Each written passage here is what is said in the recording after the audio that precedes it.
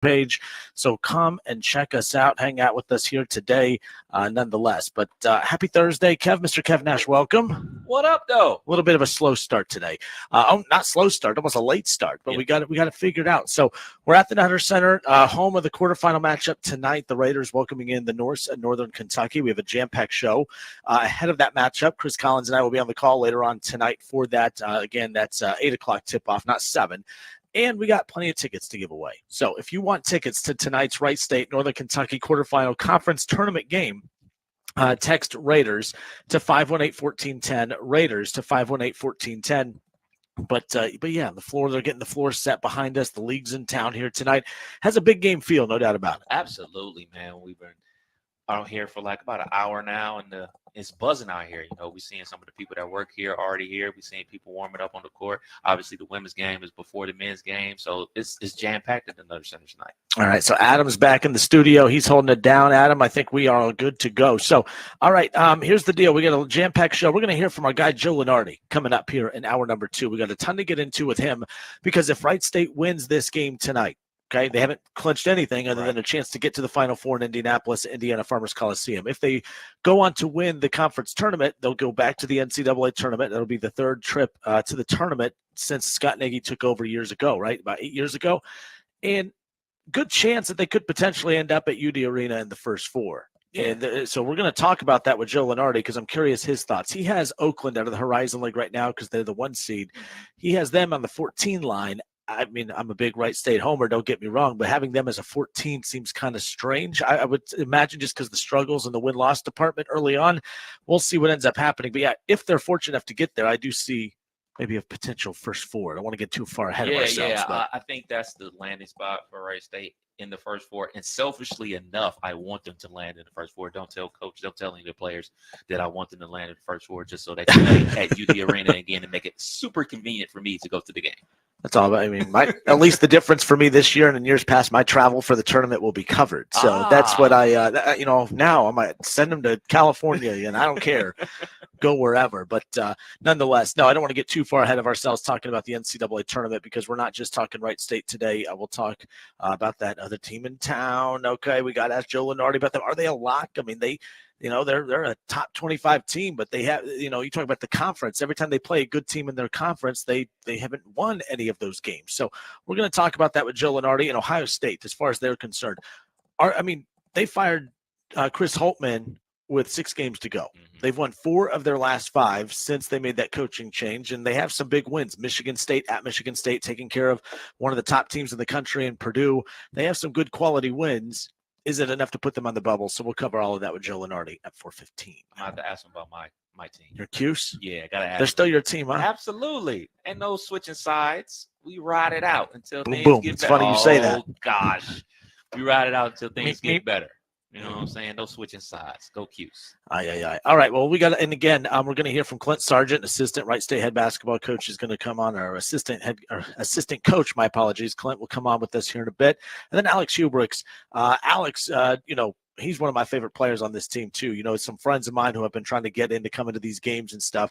One of my good friends, Brad, he came to the game. I don't know who number 3 is, but that guy's freaking awesome. He's a huge Alex fan. So every time I introduce new fans to the team, Alex is always someone that people gravitate towards as well. So he's going to join us coming up here in about a half hour. But I wanted to tip off the show today with a little top of the hour headlines because there's a tough to dive into. So Adam, hit the music in the background, just pot it down a little bit so we're not being drowned out, of course, by it. But right off the bat, how about this? Okay, quarterback Mitch Trubisky, who you're very familiar with, of course, not going to be a Steeler in 2024. The Buffalo Bills and Mitch Trubisky have reportedly agreed to a 2-year, $5 million deal. Of course, this is, compounded with the fact that the Bills have also unloaded some major salary cap over the last 48 hours as well. And one of the key things to consider about all the players they've released on the offensive side of the ball, Stephon Diggs is 30. He's the oldest player on that side of the ball. 30 is the new 20. Would we like 34? So. Everything that's going on with the Buffalo Bills just speaks to the contract now coming to pay for the Buffalo Bills with Josh Allen. Like, hey, man, he's making a lot of money. He's one of the best quarterbacks in the league, one of the best players in the league. But now you have to juggle things. So you're going to release, your safeties. You're going to release your corner. You're going to have to juggle things around. And now that Mr. Trubisky's back with them, he was his backup before. maybe like 2 years ago. So like that's the only really landing spot. Like that's a landing spot for Mitchell Trubisky, like a place where he was accepted and felt like he played pretty well. I remember Josh Allen missed a game or two, and he was able to fill in for him and play some good football. So that's kind of got everybody else around the NFL like, oh, maybe Mitch is fixed. You know, that's what got him. That almost rhymed. It did. Almost.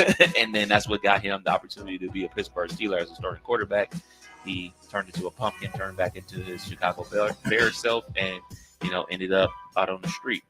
But now he's back in the Buffalo Bills. Back in Buffalo in a backup position, of course, and not a bad get for them, again, to come in and replace Josh Allen if something crazy happens. Now, talk about all the names that they've released over the last 48 hours. Buffalo came in $40 million over the cap. $40 million over the cap. Okay, so with that, they had to do some things. You know, these are things that Buffalo's. I've been saying this for a while. Buffalo's ahead of Cincinnati as far as when they pay their quarterback. You get through the first year, 2 years, navigating through it, but then it gets real. What's real now for Buffalo, because now that money is big time as far as the cap and how it hits against it. So they had to shave off $40 million. So now they're just barely coming over, and now they're going to have to restructure some deals. I know they restructured with Von Miller to create about $8 million in cap space. Now, what I don't know is if that came after clearing the 40 or not. I don't know if they're +8 now, if that was a part of the shaving of the 40. I have no idea, but they're not in good shape as far as that goes. I don't know how much more they can add. That's why this draft is big for them, and more big. I mean, the Saints are doing it too. They're unloading a lot. Michael Thomas, it sounds like they're going to move on from the former Buckeye. Yeah, you know, we kind of talked about this beforehand. We were back at the station about, you know, Michael Thomas. And, you know, those first 4 years, he's coming out guns a-blazing, you know, 1,100, 1,200, 1,400 yards, 100 catches, 120 catches, double-digit touchdowns. But then you look at these last 3 years where his production has not cut in half. It has been basically nothing, non-existent, obviously dealing with a lot of injuries. But, you know, you look at that number, and I'm looking at that number called age, 31. He's 31 years old now, and I don't have my bell with us out here on location, but that's like the magic number normally for like running backs, you know, hitting that, you know, 29, 30, like they're done with you. That's the number for most players in the NFL. Once you hit 30, those miles start to catch up with you. And we only think about the miles that guys get in the NFL. Guess what? They play a lot of football in college. He played for Ohio State. He played in the college football playoff. Remember against Bama? He balled out of control. Remember all that great stuff we were cheering from then? You know, don't forget, he also played high school football and did a postgraduate year of high school football in Virginia. So he's a little bit older than the 31 years old. So, but he's taken 3 years off. And he ain't got healthy.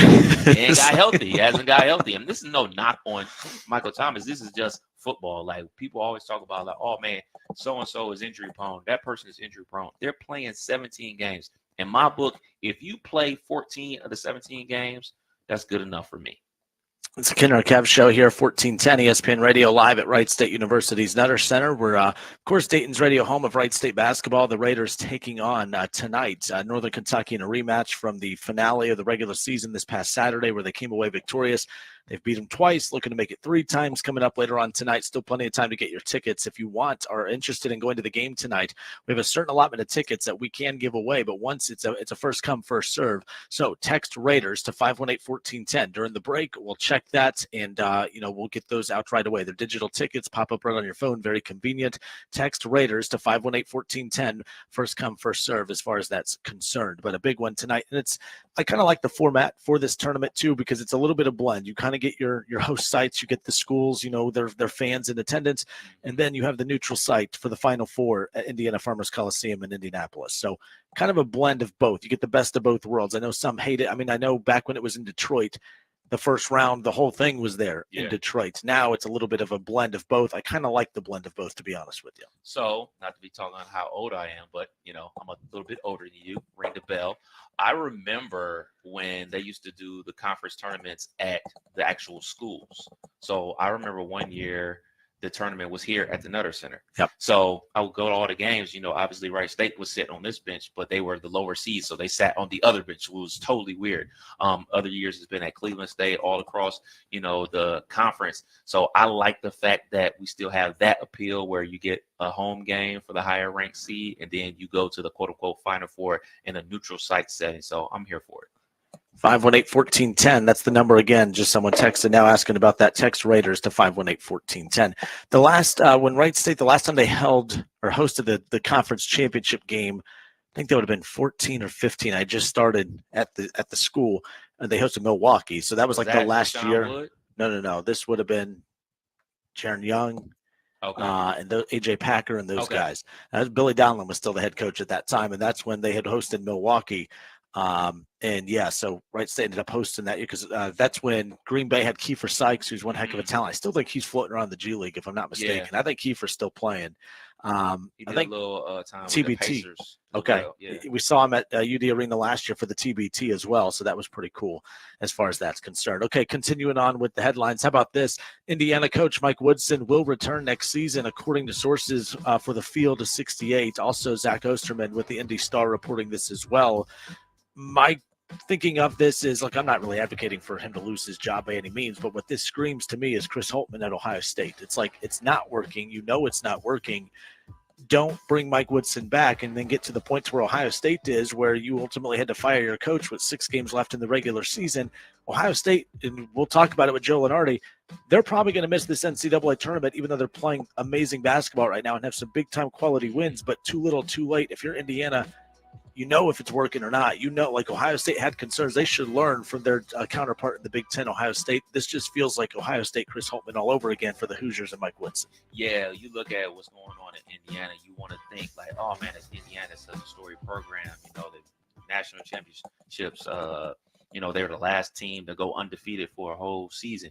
But you kind of fast forward to here and now, and you look at the college basketball landscape, it's so much change going on. And we talk about mostly with the change with, NIL and transfer portal, but it's changing the regard of coaches. And I think a lot of the administration still thinks like, oh, man, it's still yesteryear. And it's our name right. It's our birthright to win basketball games and to win conference championships and go to Final Fours. You got to put that work in. And not only the work from the coach to get the players in the recruiting trail, you have to do your part on the NIL side to get players as well. So it's a learning process for everybody. And for Mike Woodson, obviously a former NBA coach and a former NBA player and a former player at Indiana, it's a tough spot. You talk about this all the time. Like it's a delicate situation when you hire one of your former players to be your head coach, because at some point, it's going to turn bad and it's going to leave a bad look on the school for firing one of their own and everything like that. So it's a delicate situation. Next up, Peyton Manning's production company reportedly is making a run at Bill Belichick, and a potential Manning cast style broadcast with Nick Saban could be on the table. Can you imagine watching? I mean, at least Nick Saban has some personality, but I can't imagine tuning into a game to watch Bill Belichick watch a game. But he can no longer just keep uttering we're on to Cincinnati or we're on to this. And maybe whatever next week's game is, that's what he's doing. But I actually think that's fascinating. I love Manning cast, and I think it would be really cool to see a Nick Saban and Bill Belichick Manning cast style broadcast. The two coaches I would kill to see in a situation like that, Nick Saban and Urban Meyer. I think those two would be fascinating together in a show like that. But Belichick and Saban would be pretty dang cool as well.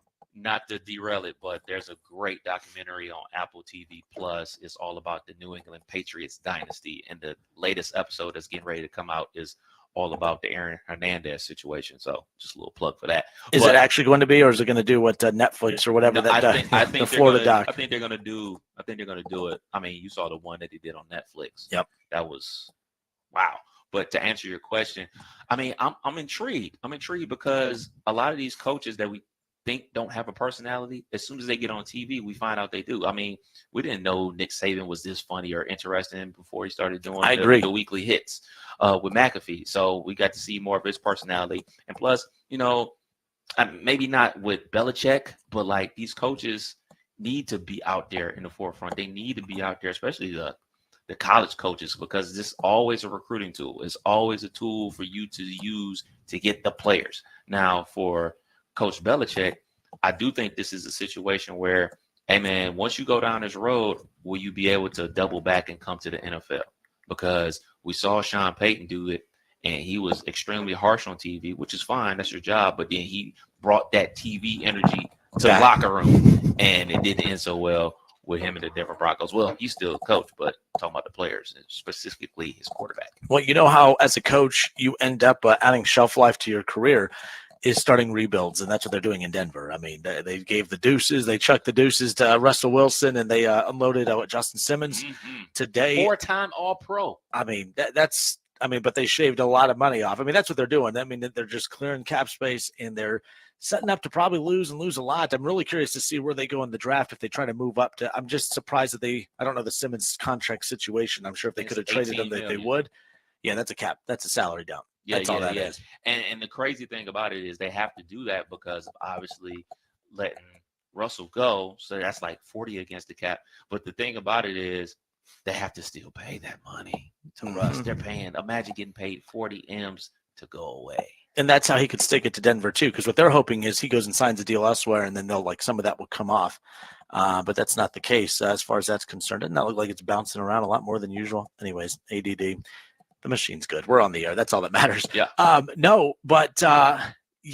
going to be interesting to see so how he could stick it back to Denver is he can go sign for a league minimum, and Denver would have to pay him to be the starting quarterback for another team in the league.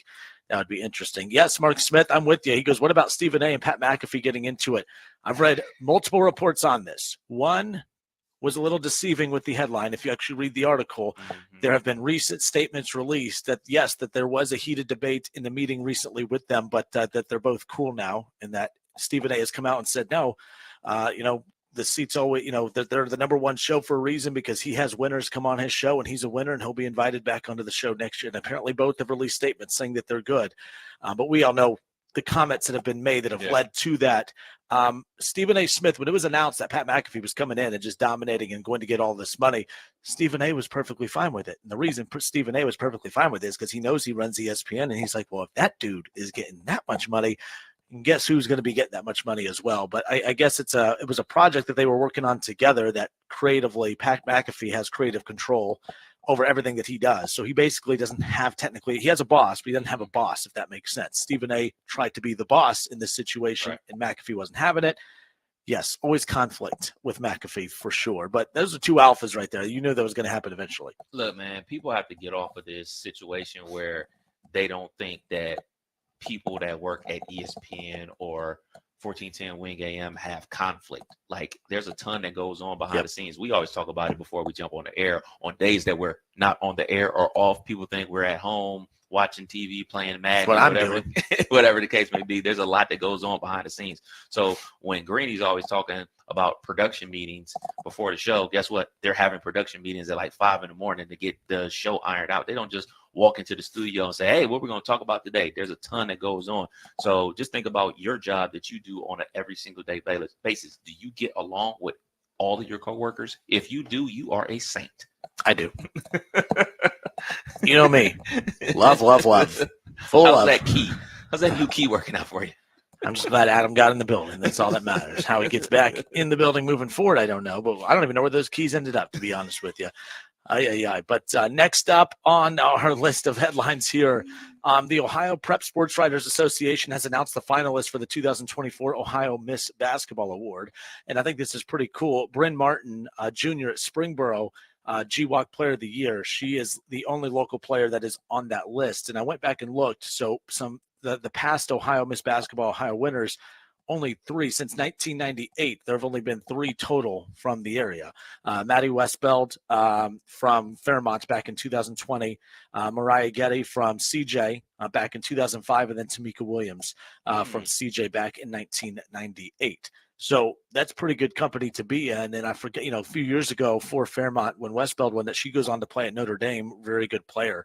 But that would be pretty cool. Now, again, I don't know. I think Dee Alexander, I got a chance to watch her in the state championship last year for the OHSA state championships. That girl's fantastic. She won it last year as a sophomore. She's probably going to win it again this year.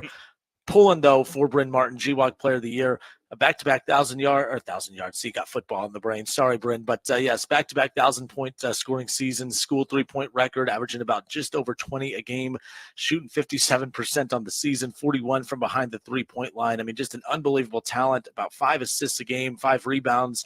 a block. I mean, I can go on and on. She does have offers from Ohio State, Iowa, Illinois, Michigan State, Penn State, Big Ten, basically. Pitt, Xavier, Butler, and Harvard. So there you go. I remember when I turned Harvard down. I thought things were all good for the Buckeyes. Once I heard all the Big Ten schools and I heard Ohio State, of course she's going to go to Ohio State until I heard Harvard. Look, I'm a football, basketball, sports maniac. But when schools like Harvard or Stanford or Northwestern come a-calling, I get nervous because, parents get involved and they see the future for their child and think like, hey, man, there is life after sports. You get that Harvard degree, a little prestige with that, Oh, I know. My 3 years at Harvard. I know. All right. It's the Kinner Kev Show here at Wright State University's Netter Center. We're here again set up because tonight Chris Collins and I will be on the call for Northern Kentucky, Wright State, Horizon Lake quarterfinal action, the conference tournament. How are we already at the I love this. This is my favorite time of year. It's also my least favorite. They lose tonight, season's done. I'm not trying to be negative and put that out there. I that's what I'm like wrapping my head around. I'm like, no, the season can't be done. There's no way they're losing that. Like we can't have that tonight. The season cannot end. But it's do or die, and that's what makes this season that's what makes this time of the season so intense. You got conference tournaments will be officially, tipped off, this week and next week. But that's going to be the ride that we're all on here. Before Selection Sunday, which is a week from Sunday. We have Joe Lunardi coming up in the show later on in the program, hour number 2 as well, so we'll chat with him. Bob Grant, the athletic director for Wright State, he'll pop in as well. So we got a jam-packed show. Alex Hubricks, yes, 3:45 in about 20 minutes. He'll join us. I'm really excited to chat with him, and then assistant coach for the Raiders, Clint Sargent, will be in with us as well. So we got a jam-packed loaded show. But when we come back, Mike Tyson's getting back in the ring. Mike Tyson is getting back in the ring, and I can't tell you how excited I am to see Mike Tyson back in the ring, and because of who he's taken on, and that's, well, not Logan Paul, but Jake Paul, the brother of Jake Paul, not the United States champion from WWE, of course. He's taken on the brother, of course. He's taken on Mr. Jake Paul. So you don't like that. So we're going to talk about that, and it's mixed reaction. I see on social media a lot of people are kind of in between on that, and I want to talk about that because everyone seemed to have an opinion on that earlier today. So we'll touch on that. We got some red stuff around the corner. Busy show. Don't go anywhere. More of the Kinner and Kev Show next.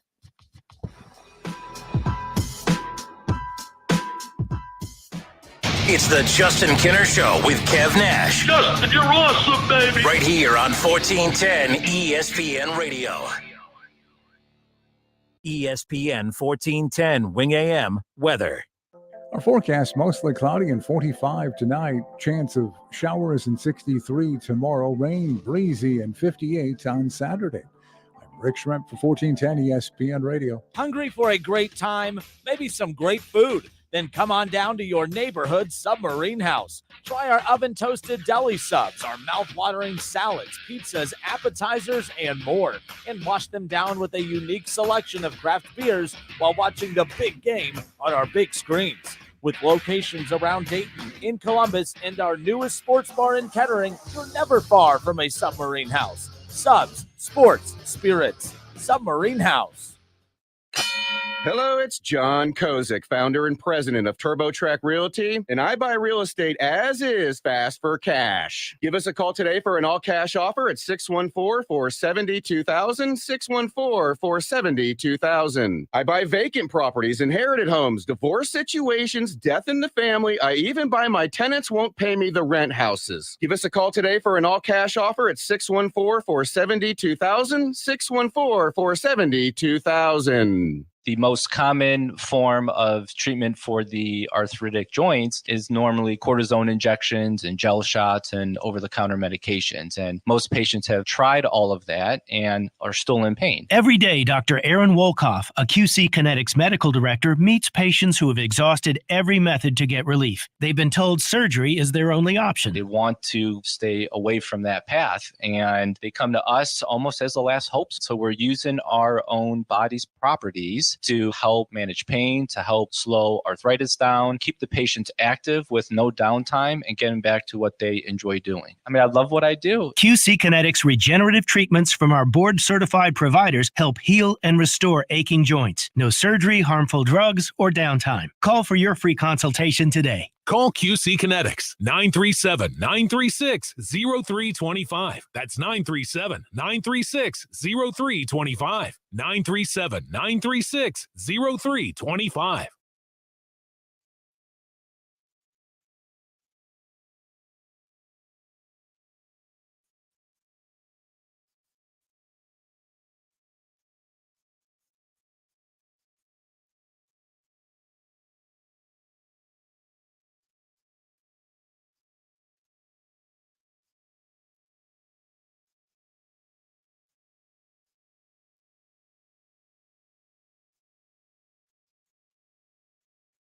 People are talking about Carol Works Tire and Auto Service. Over the last few years, I've purchased 3 sets of tires from Carol Works. Each time, service has been excellent, from answering questions to scheduling and installation. Thanks for the good work. Carol Works Tire and Auto Service treats every customer like family and every vehicle like their own. It's about the relationship, not the sale. Carol Works Tire and Auto Service. Large or small, they fix them all. Call 937-461-5441 or visit c-wtire.com.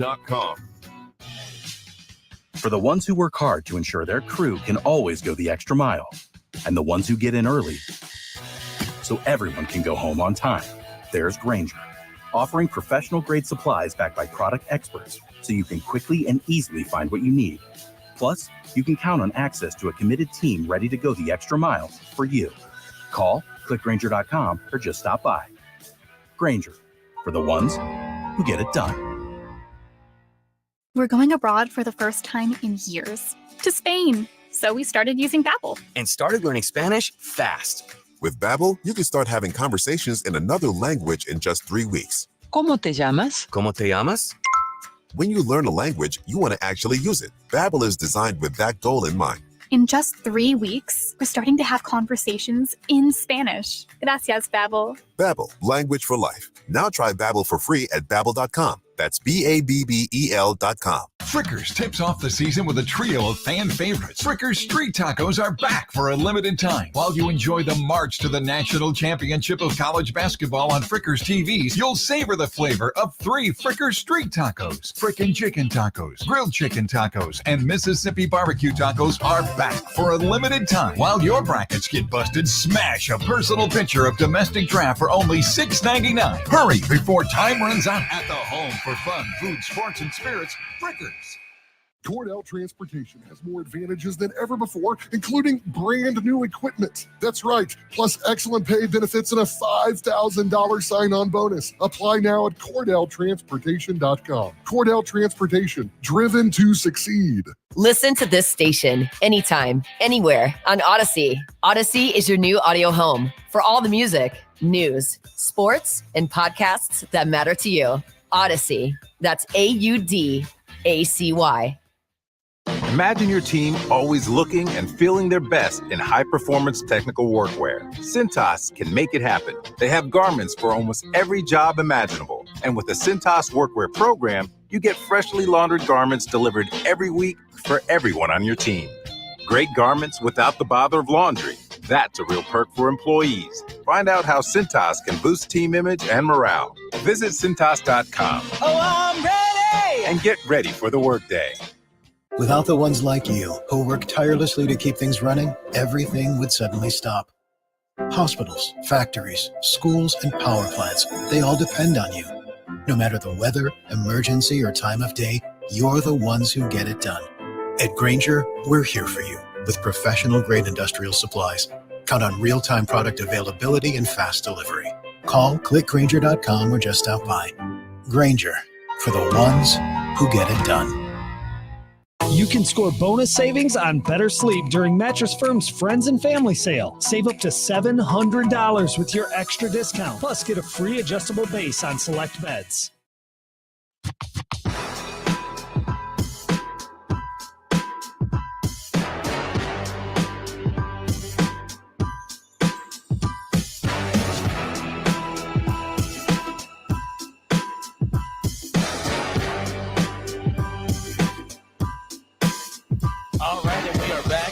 Kinner and Kev Show here on Dayton's ESPN Radio 1410 Wing AM.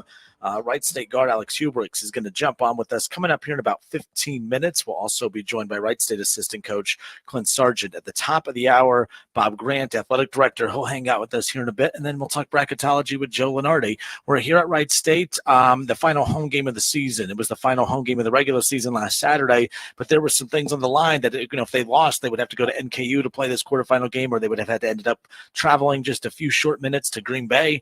And that is not just a short few minutes, not even by a little bit. But nonetheless, they won. They're here at home tonight. It's regardless of the result, it's the final home game one way or another. But if they win tonight, they're 2 games away from getting back to the NCAA tournament. It would be the 3rd NCAA tournament appearance during the Scott Nagy-led era, of course. So lots on the line. But, yes, conference tournament action coming up later on tonight, 8 o'clock, the tip-off. Chris Collins, play-by-play. I'll be calling the game alongside him.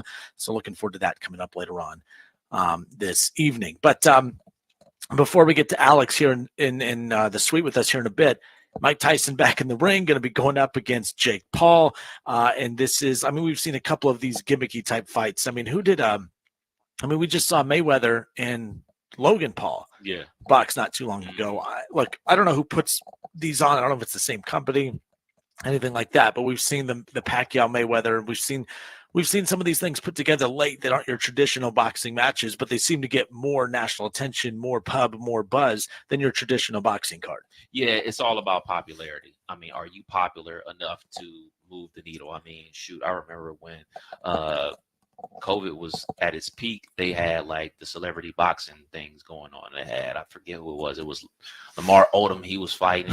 It's all about popularity and how many eyeballs you can get to stop doing what they're normally doing to watch what's going on inside the ring. And it also speaks to, our thrills of seeing people get knocked out, because all right, people are going to watch this thing because 1, they're going to watch because it's Mike Tyson. 2, they're going to watch because it's one of the Paul brothers.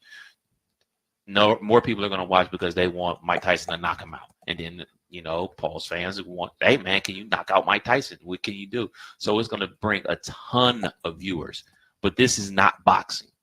This is an exhibition match. This is not boxing. This is not for a belt. This is not for, rankings. This isn't going to go on Mike Tyson's plaque if he knocks him out. Like, oh, yeah, former heavyweight champion of the world. He did this. He did that. He has all these titles and stuff like that. And, oh, yeah, he knocked out Jake Paul, Logan Paul, whichever Paul brother it was, too. This is not boxing. This is an exhibition, and it's a spectacle. It's going to bring a ton of eyeballs to the scene, but this is not a boxing match. Is it good for boxing? No, because ultimately people still aren't going to watch Shakur Stevenson and Tank Davis fight because they're not of that popularity realm. They're not popular to the masses. They're popular to boxing fans. I don't think this is going to create more boxing fans. It's going to create more, hey, when's the next antics? When's the next big thing going to happen? When's the next 2 most popular people going to fight? Like, all right, whoever's the next TikTok star, are they going to fight Floyd Mayweather? Because those are the people that I know. I know the TikTok guy, and I know Floyd Money Mayweather. See, I think it's very good for boxing from the standpoint of there's people that don't follow boxing. They don't follow what the card is, who are the active boxers right now. 10 people right now, pick up the phone, random 10 people. I bet you no one can even tell you who the champion is and what different championships they're on. Mikey doesn't count. Mikey would call in a heartbeat probably. I don't think this hurts boxing at all. I think this actually helps because people will be tuning in and watching boxing in some capacity. You tune into, Barstool Sports does that. What's that damn thing that they do? It's just a bunch of hillbillies just boxing one another. Basically, I could sign up in the crowd. I'm going to do it one of these days. I'm just going to, enough alcohol consumption. No, I don't like the way you train. You eat oats and stuff. I had to stop at some fast food on the way here. There's a reason I look the way I do and you look the way you do. Day 4 of Hard 75. Let's go. Day 4. But no, it's going to get eyes on boxing in some capacity. Plus, Mike Tyson is a bridge. It's just like we're going to talk about this more later on too when we have more time. But it's like when Tiger Woods, when he comes back to golf, it's not Tiger Woods anymore. It's the nostalgia. It's the feel of. But Tiger Woods is actually playing the Masters. He's actually playing in the Memorial. He's actually playing in these tournaments. This is not an actual boxing match. But the match. But the match people like tune in to watch, like Tiger against. Does that boomerang You know what? people Fine, around? let's go. Let's go. Right. Let's go. Does that boomerang people from watching the match, watching Charles Barkley or Steph Curry and Tom Brady, does that boomerang people around to watching the real events? Because that's what that means. That means if you're going to, like, if it's going to cycle more fans in to watch the upcoming fight between, Ryan Garcia, that's going to help the sport. People are going to tune into this. They're going to be entertained. They're going to make their memes. They're going to make their jokes. And then come in April when this fight goes down, people are not going to watch it because it's not the popularity thing. Why is everyone wanting to fight me? What have I ever done to any of you? Fight? Ryan Roth. I'll fight you, Justin. Yeah, let's set it What up did I for do? charity. Shaw, of course. Shaw yeah, versus you Kinner. are. Let's go. For charity, man. I'm going to need We've been charity. trying to get You the know how much charity I thing. make. I am charity. We've been trying to get you to golf Shaw, bowl against Shaw. I'll Now bowl it's against fight. Shaw. Maybe Now not it's this fight. year. Bowling's been a little rough. Shaw's way bigger than I am. No offense, Shaw. So yeah. So since this is 3 things, so let's just say Shaw beat you at golf. And then you beat him would. at He would. you beat him at bowling. So then it's 1-1. And then the tiebreaker is in the ring. We wouldn't be in the same weight class. That's not a shot, by the way. He's way taller than me. Like, that's not a – it's – I mean, now he's catching strays for no damn reason. Shaw, I apologize. My bad. But All you gotta yeah. do is be within 10 pounds of each other. Schwederman said, I'll fight Kinner. What the heck is happening? Mark Smith said he'll take Shaw. Okay, me and Mark, tag team champions. Let's go. Nonetheless. So what up? Hold on, we got more. Let's see. What up, Brad? Brad says if it's a fight in any way and Tyson doesn't blast him, it'll be bad for boxing. So if Logan Paul goes on or Jake Paul goes on to knock out Mike Tyson, he's saying that's not a good thing. He's saying Garcia's having a breakdown. Not sure how much longer he will be boxing. Man, listen. So Ryan Brad, I didn't know you were a Garcia. boxing guy, but Brad, you're a boxing guy. Yeah, man. Ryan Garcia, Devin Haney, they're getting ready to fight in Brooklyn. Like, if they're showing promos for that fight during this whole situation with Jake Paul and Mike Tyson on Netflix to boomerang people around to that fight, then maybe so. But I doubt that Netflix is going to be encouraging people to go to another platform to watch another fight. Maybe. Netflix trying to get in the live sporting game too. They're That's not why they got trying, that they are. WWE. They They got are. that They're in WWE deal. I mean, that was $1 billion deal that they signed with the old wrestlers. Now, speaking from the Netflix part, this is brilliant. This is brilliant. This is where the world is. If you want people to stop what they're doing and watch a live event, it has to be sports. I mean, there's so many shows out there right now that you watch on demand, that you DVR, you come back to later. I know people out there that don't watch any TV. They wait till the whole series is out for the whole season and then binge it. Like that's where things are. If you want people to watch live TV, it has to be a sport event. Like, everybody can't be like Shaw and DVR the football games and then watch them later. Shots fired. He had it coming. Mark Smith says Tank Davis is the fighter Garcia was supposed to beat. Nah, Tank destroyed him. Man, I'm glad y'all know what the hell's going on. Demolished him. And then you have the whole situation going on with Bernard Hopkins, and the rumors about, Ryan Garcia being set up. I'm not sure how you can be set up in a boxing match. You get in the ring, you fight. Like, there's no setting up here. Like, it's a ton of drama that goes on in boxing, but these names aren't household names. He said, I didn't DVR the national championship game. Go blue. See, that's that fair weather fan, though. You watch when things are going well, but when you were getting your behinds kicked by Ohio State, all of a sudden you were watching them on DVR. Who does DVR? Under or over 9 wins for the cheaters up north, Shaw. Well, no, you were just a big old Michigan fan a few weeks ago. I asked him. Yeah. Well, he's gonna, is Yeah, what it that's is. it. All right, good stuff. Justin, Kinner, Kev Nash. We are live here at Wright State University's Nutter Center tonight. Quarterfinal action. The Wright State Raiders taking on the Norse in Northern Kentucky. 8:00 the tip-off. Of course, Chris Collins on the play-by-play side. I'll be joining him on the call tonight. So we're setting up shop here. We're going to be here for the next couple of hours. We have Alex Hubricks coming on. He's going to be joining us next. Clint Sargent, assistant coach for the Raiders, will hop on with us as well. Athletic director Bob Grant coming up at 4:35 later on in the program.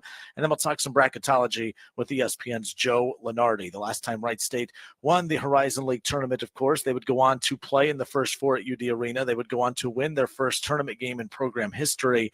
If the Raiders are able to get through this conference tournament and get back to the NCAA tournament, what is the likelihood that we'll get a chance to see them play at UD Arena again in the first four? We'll talk about that with Joe Lunardi coming up later on here in the program as well. So Alex Hubricks, he joins us next. More of the Kinner and Kev Show when we return.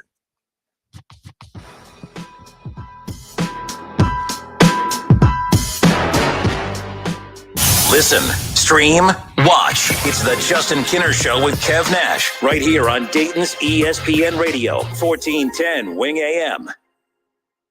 Everybody knows that Roosters is a fun, casual joint with their award-winning waitstaff, great food, fun, and laughter. It's a quick stop on the way home to sit back and unwind. It's a front row seat to the big game. Roosters is where you, your family, and friends can order pizza, sandwiches, salads, and more. And the home of award-winning wings that are fresh, never frozen, and so big you won't believe it. It's your family's other dinner table. Roosters, a fun, casual joint, and proud sponsor of Ohio State Athletics. Some foot issues just can't be fixed by those expensive shoe stores or shoe inserts. A foot exam from a doctor of podiatric medicine, who is the medical expert in foot and ankle care, may give solutions after doing a complete foot examination. If you suffer from foot, heel, or ankle pain, let us help you find a member of the Ohio Foot and Ankle Medical Association so you know you are being treated by the very best. For more information or to find a member of the Ohio Foot and Ankle Medical Association near you, visit ohiofoot.org. Hi, this is Mike Foley, your Montgomery County Clerk of Courts. Due to recent demand, our office is now issuing boat registrations for your convenience. This new service will be available at our downtown Dayton auto title location. We can help with new boats, renewals, and also ownership changes. Go to weregisterboats.com for more info. Have you heard? Bath Creations has moved to their new location and showroom at 8741 North Kimmel Road in Clayton. This gives you even more opportunity to see the incredible amenities and craftsmanship Bath Creation offers. With Bath Creations, you get a beautiful, modern bathroom that is safe, comfortable, and affordable. Attention first responders, veterans, and active military. Save an additional $500 off your purchase. Visit at 8741 North Kimmel Road in Clayton or online at mybathcreations.com and get a new bath today. I'm Terry Krupp of Laird's Tax and Accounting, serving this area's tax and accounting needs for over 80 years. One of the most rewarding aspects of our jobs as tax preparers is that we have families that have used our services for generations. Laird's Tax and Accounting is a pioneer in our industry, being the first to offer new services. We stand behind your return if the IRS has questions. We know the tax code and can make the difficult task of making your tax filing easier. Relax. Contact us at 937-325-6571. Information at lairdstax.com. Getting quality employees to fill positions in your company is essential, but finding those people can be a major hassle, unless you use ZipRecruiter. ZipRecruiter makes finding quality people a breeze. And right now you can try it for free at ziprecruiter.com/free. With ZipRecruiter, one click sends your job to hundreds of top job sites. But more than that, ZipRecruiter's advanced technology identifies the candidates with the skills you need, sends you a list of great matches to review, then actively invites them to apply for your job. And the results speak for themselves. 4 out of 5 employers who post on ZipRecruiter get a quality candidate within the first day. That's right, the first day. Now you can focus on your business and let ZipRecruiter do the work finding the best people for you. See for yourself. Experience the ease, efficiency, and power of ZipRecruiter for free. Just go to ziprecruiter.com/free. That's ziprecruiter.com/free. ziprecruiter.com/free.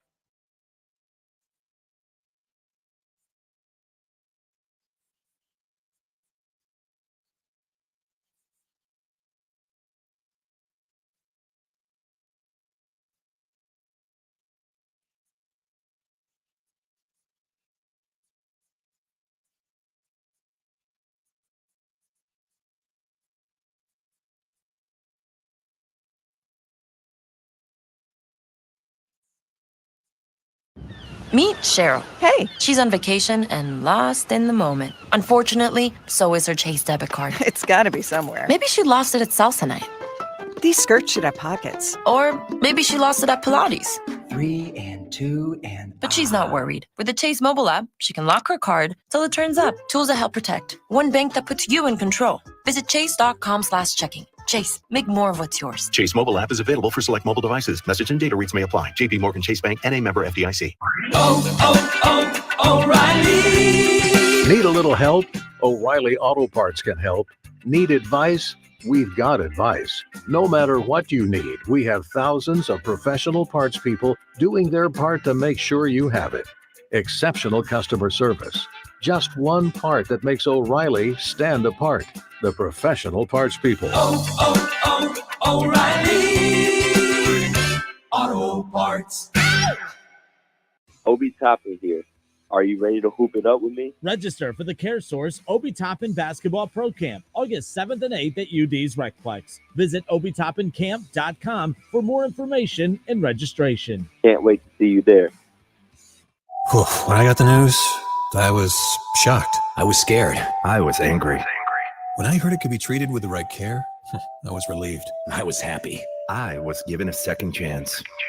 Urology Specialists of Ohio offers men peace of mind. 5 physicians and 5 locations. Now accepting new patients. Make an appointment with a physician that cares about your health and prevention. Urology Specialists of Ohio, Beaver Creek, Springfield, Urbana, Xenia, and London. Online at urologyspecialistsofohio.com.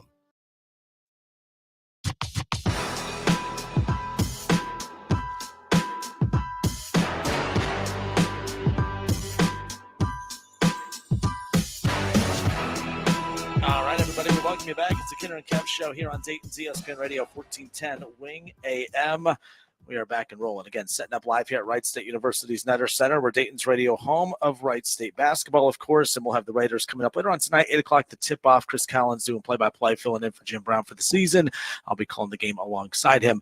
Conference tournament action, quarterfinals tonight. Kev, it's kind of like during college football. Every time we get to that Ohio State-Michigan game, I'm always like, I normally like that Ohio State-Michigan game because that's just the reminder that the damn season's pretty much over. It's wrapping up. You got, all that coming up. And that's kind of how I feel about conference tournament because it's like, okay, conference tournament's officially here, but it's also scary because it's one and done. It's one and done. You win. These are great memories. You lose. All of a sudden, you're like, where the heck did the season go? But we don't want that negative mojo put out there.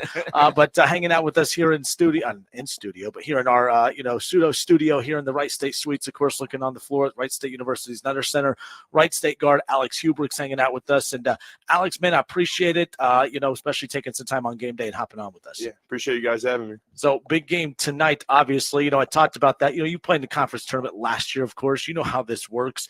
But the nerves, I'm sure, a little bit different waking up this morning than to play NKU than when you woke up Saturday to take on NKU. Yeah, definitely. Definitely a lot more excitement. I've been waiting on this conference tournament to come around for a couple weeks here, just to play some of the, the games you play the whole season for, biggest games of the year. So definitely excited. Definitely a little bit of nerves too. I want to rewind a little bit. I want to rewind to that Cleveland State game. Oh, yes, I forgot. Yes. The Alex Hubrick's game. So that's an overtime game. Y'all put up over 100 points in that game, but you personally put 32 on the board. What type of mojo were you in? What type of zone were you in to do that? I mean, we were just down 10 pretty much the whole game. We were actually just talking about that the other day and just, we had no hope, really. And then, Trey came over to me. I don't know how much time was, but he was like, we got to get this thing going. So, just started taking shots that I probably normally didn't take. And, they started going in. So I was like, let's just rock out with that and keep doing it. Is that what your career high in college? Yep. What's your career high in high school? I got 39 3 times. Think about it. Think about it. 40. I think it was 39. It was no, it was 39. He had it ready. It was 39. I remember that because I could never get to 40. Always stuck at 39. Me either, man. Me neither. See, we have a lot in common. Never scored 40 in a game either. But that Cleveland State game, though, was wild, too. And I think we talked about that in the post game. I'd asked you, because Trey is, usually the guy in those posts, in those clutch situations. So it's kind of weird seeing you guys navigate, no, you do it. No, you do it. No, you do it. And, you earned, the trust of everyone that night. You have that trust. I mean, they see what you do in practice and stuff, but to be able to do that on a big stage in a big game like that obviously is key. But, I was interested how you were going to perform that very next game. Who'd you get? Was it IUPUI? Yeah. That's always no one in that arena. It's a very tough place to play because of that. But, you didn't, force anything. You kind of let the game come to you a little bit too, because that's always tough after a big game like that. You kind of want to heat check it, kind of see where you're at, pick up where you left off. But you've navigated that perfectly since that game, of course. Yeah, no, I definitely the next game had some thoughts. I'm just going to come out here and start chucking. But You just got to play as a team and let it come to you because, that's the most important thing. Him and I were talking before. Kevin, I was telling him you had back surgery not too long ago. Like that's not, oh yeah, I had to, have my shoulder pop back into play. I mean, you had actual back surgery. You had to fight like hell to get back to this point to be able to play. I mean, just what happened there? Walk us through that timeline if you don't mind. Yeah, I think Sunday was actually 2 years ago. Oh, wow. So just over 2 years ago, I had the back surgery. But yeah, honestly, the whole season I was trying to get back to playing, working with the trainer and whatnot.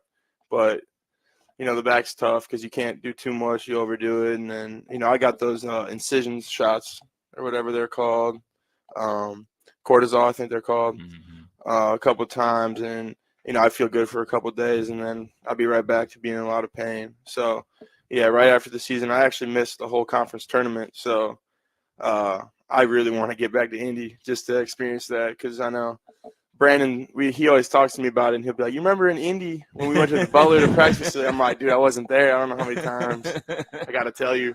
I was hanging out on Zinc Road, man. Yeah. I was at home just hurting. But, yeah, so, then it took about 3.5 months to get back into running and all that kind of good stuff.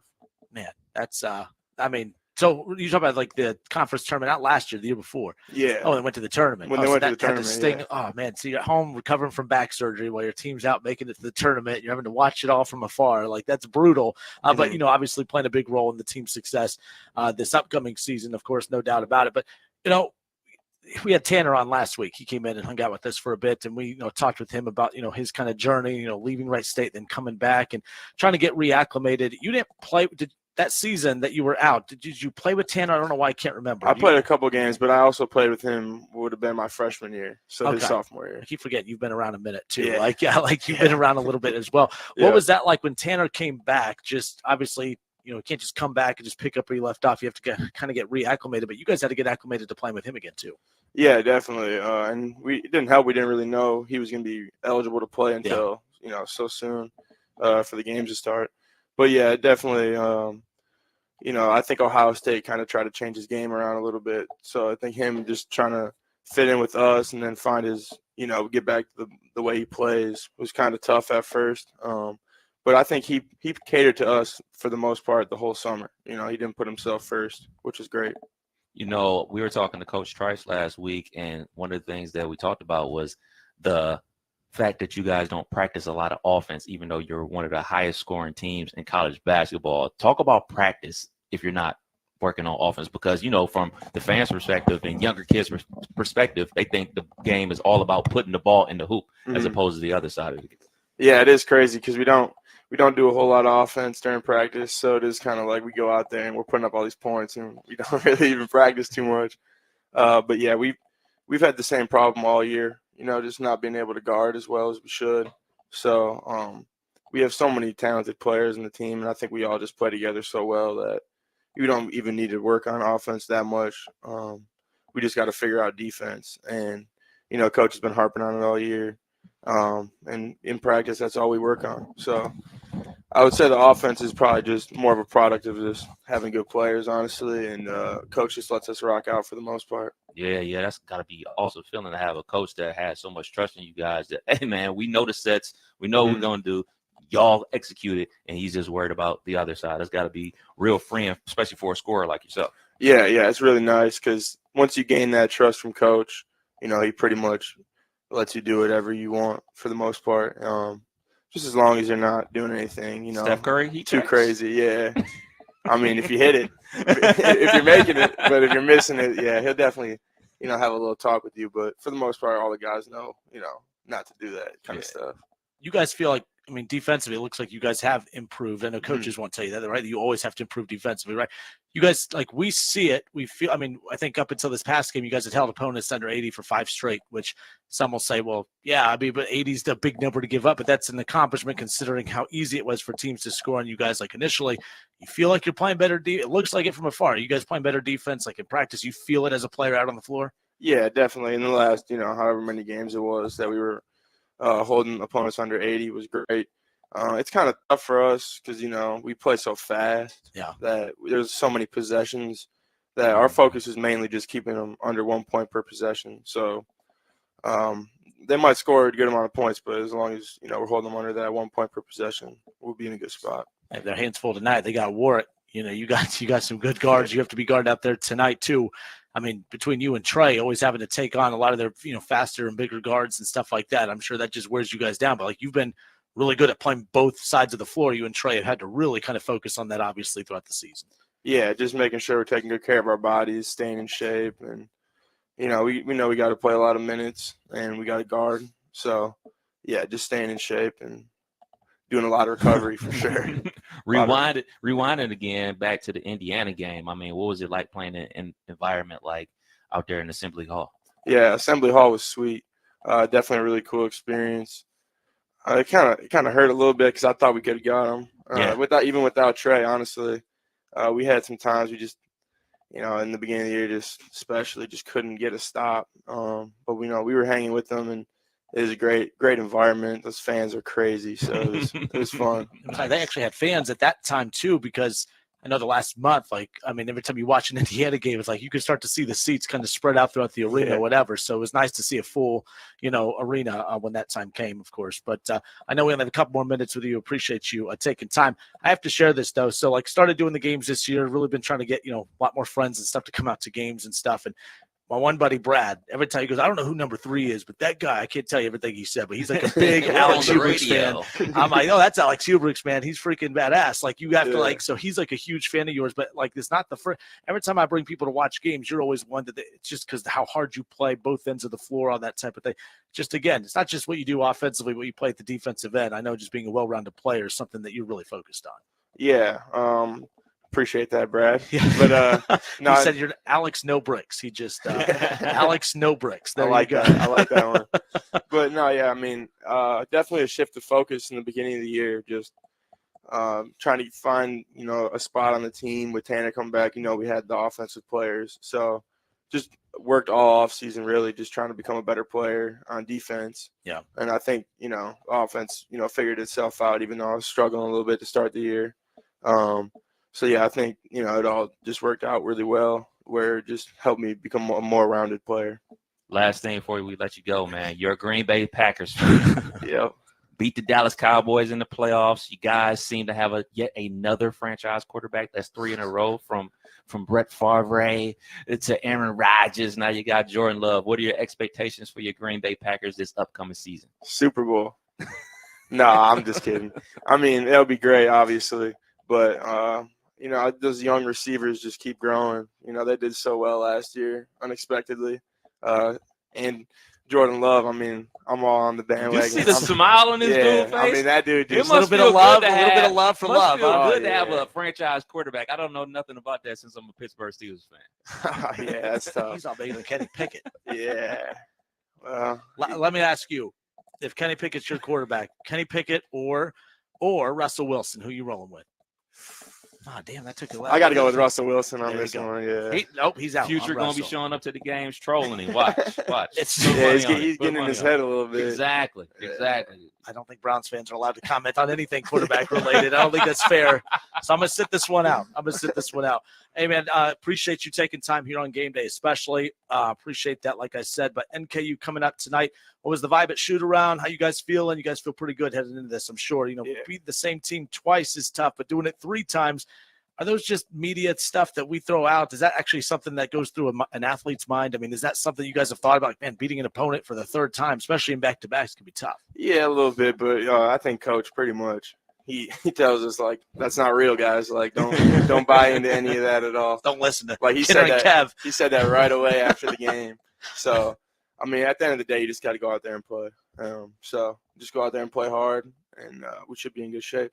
All right, good stuff. Alex No Bricks, as Brad says here in the comments. So we appreciate you, man. Alex Hubrick's taking some time hanging out with us here today on game day.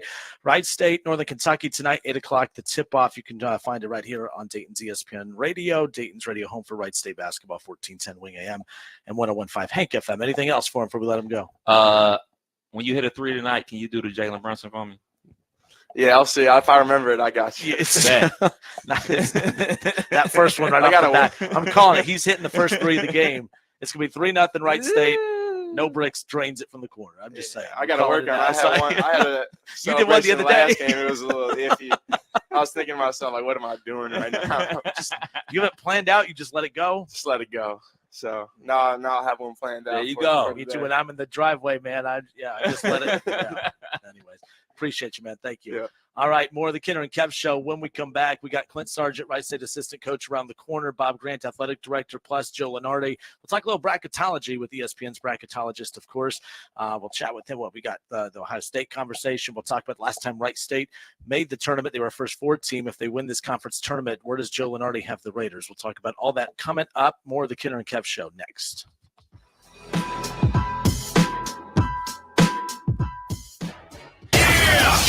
It's the Justin Kinner Show with Kev Nash on 1410 ESPN Radio. You can score bonus savings on better sleep during Mattress Firm's Friends and Family Sale. Save up to $700 with your extra discount. Plus, get a free adjustable base on select beds. Frickers tips off the season with a trio of fan favorites. Frickers Street Tacos are back for a limited time. While you enjoy the march to the national championship of college basketball on Frickers TVs, you'll savor the flavor of 3 Frickers Street Tacos. Frickin' Chicken Tacos, Grilled Chicken Tacos, and Mississippi Barbecue Tacos are back for a limited time. While your brackets get busted, smash a personal picture of domestic draft for only $6.99. Hurry before time runs out at the home for fun, food, sports, and spirits. Frickers. Prescriptions require an online consultation with a healthcare provider who will determine if appropriate. Restrictions apply. See website for details and important safety information. Subscription required. Price varies based on product and subscription plan. Hey guys, did you know there's a generic form of Viagra that works just the same, but is 95% cheaper? And you can get it online? Just go to hims.com/joy. Through Hims, you'll get a free medical consultation, discreet shipping if prescribed, a 100% online process, and trusted generic alternatives to the name brands at up to 95% off. That's right. Get generic for Viagra, the same active ingredient as brand name Viagra, but for 95% less. It's the same medication, still prescribed by a licensed medical provider, but with zero copay, no expensive appointments, and no awkward face-to-face conversations. To start your free online visit, you need to go to this exclusive address, hims.com/joy. That's hims.com/joy for your free online visit. HIMS.com/JOY. Hi, I'm Henry Winkler. My eyes are very important to me. My eyes connect me with everything I love. I loved my late father-in-law dearly. He always lit up a room, but his vision dimmed with age. He had age-related macular degeneration, or AMD. And since partnering with Apellis, I've learned there's an advanced form of dry AMD called geographic atrophy, or GA. His struggle with vision loss made me want to help others know about GA's warning signs. For some, colors appear dull or washed out. For others, hazy or blurred vision make it hard to see details, like fine print on price tags. Many have trouble seeing in the dark, making driving at night difficult. GA gets worse over time and cannot be reversed. If you think you have GA, don't wait. Treatments are available. Ask a retina specialist about FDA-approved treatments for GA and go to GAWon'tWait.com. Hungry for a great time? Maybe some great food? Then come on down to your neighborhood Submarine House. Try our oven-toasted deli subs, our mouth-watering salads, pizzas, appetizers, and more. And wash them down with a unique selection of craft beers while watching the big game on our big screens. With locations around Dayton, in Columbus, and our newest sports bar in Kettering, you're never far from a Submarine House. Subs, sports, spirits. Submarine House. Don't get stuck gearing up for spring while everyone else is enjoying the warm weather. Invisible Fence brand works in any season, giving your pet the freedom they deserve. Now, visit invisiblefence.com to learn more. Coming to you live from the Superbook Sports Studios in Kettering. You're listening to Dayton's ESPN Radio, 1410 Wing AM.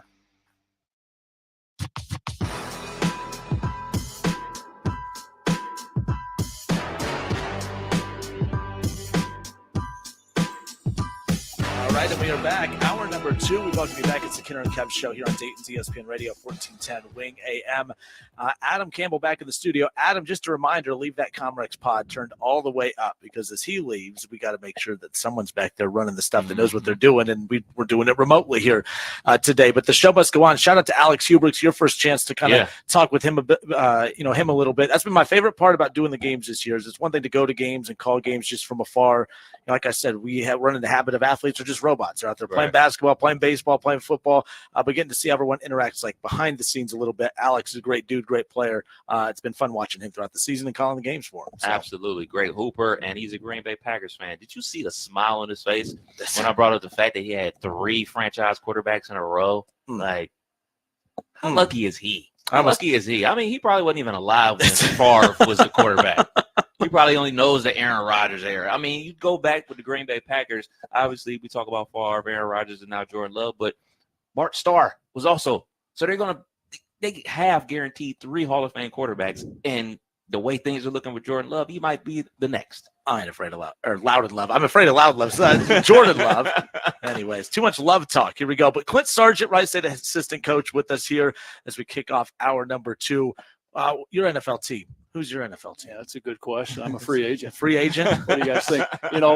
Being here now 8 years and with the Bengals coming on the scene and having small children, I'm going to claim the Bengals, but I'm not a diehard fan that claim the hard years. I just kind of jump on the bandwagon. So I'm from El Paso, so I grew up in a family full of Cowboys fans. I was a Cowboys fan moving to Ohio, and then living up. I lived near Lima growing up, so we get all Browns games. We got all the Guardians/Indians games back in the day. So for whatever reason, though, I fell in love with the Reds, not the Guardians, and fell in love with the Browns, not the Bengals. I don't like the Bengals, but their fans don't like me. There's that. So nonetheless, but off and rolling, big game today. We told this to Alex, especially on game day. Nick Goff, I was texting with him last night. I'm like, we didn't have anyone lined up because I didn't really want to bug you guys on game day. So we always appreciate when you guys are willing to branch off a bit, especially on a day like today, where I'm sure nerves are a little different than just a regular season game, no doubt. Yeah. Well, first off, we appreciate you guys being here. This is a sweet setup and just no the exposure. No pun intended. No pun intended.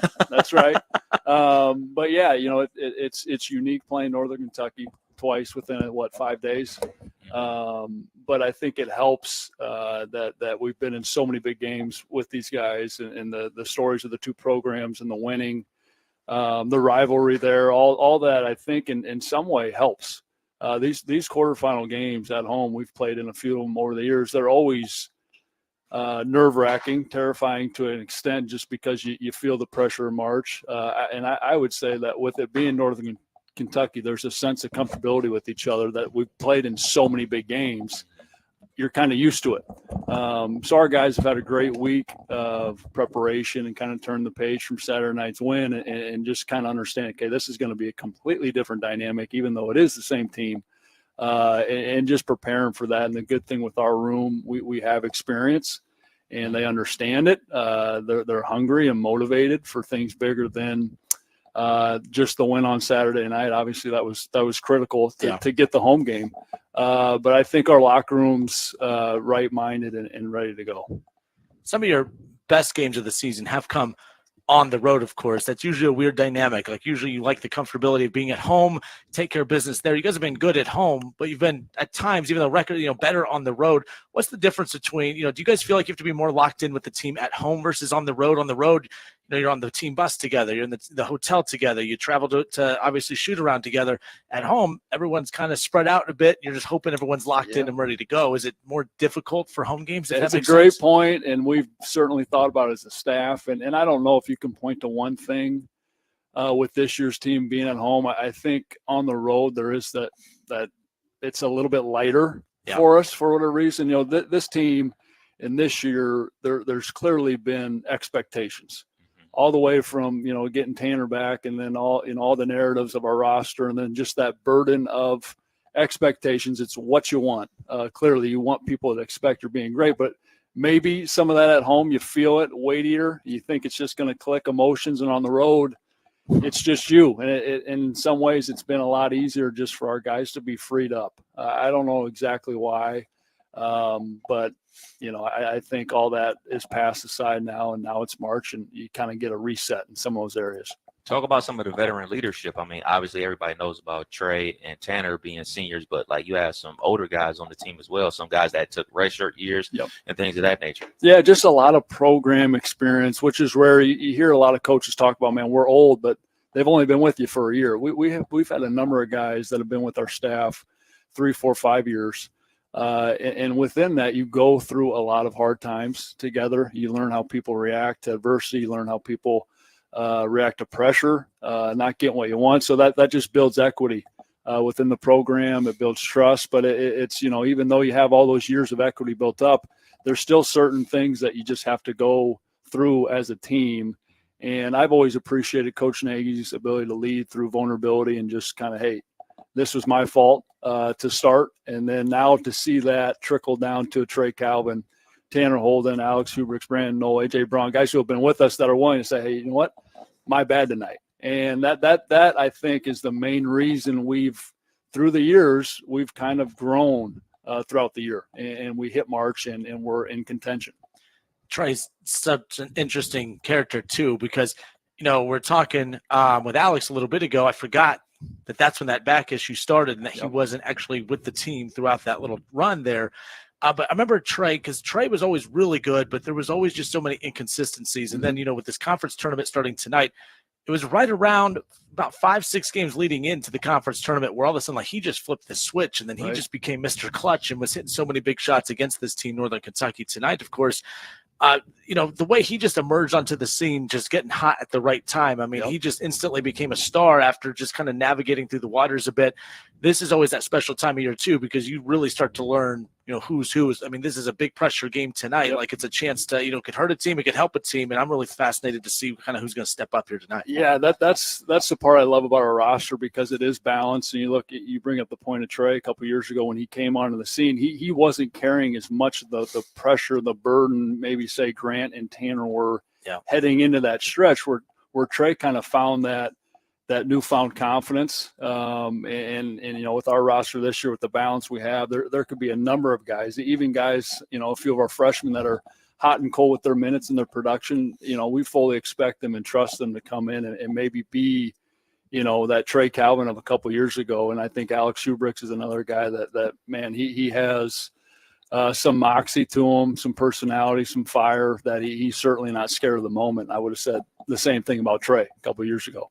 You know, with the relationship between the school and the basketball program and the radio station and Justin calling the games this year, I've come to more games this year since I was a student here at Wright State. Okay. And the biggest thing that I noticed about the team is the family atmosphere. You know, we were talking to Coach Trice last week, and we got a chance to talk to Tanner. We talked to Alex today. We talked to you today. We do the coaches show. I sense a family atmosphere between the basketball program. Well, we're certainly trying, and we're, you know, I know that word gets thrown around a lot in college sports and just sports in general, but we're certainly trying to protect the family atmosphere, relationships that are formed within our athletic department, our staff, and our players. Again, that you can only build with time, and it's so valuable for their development, for everybody around this arena, for you guys to feel like, you know what, this is a part. I'm a part of it.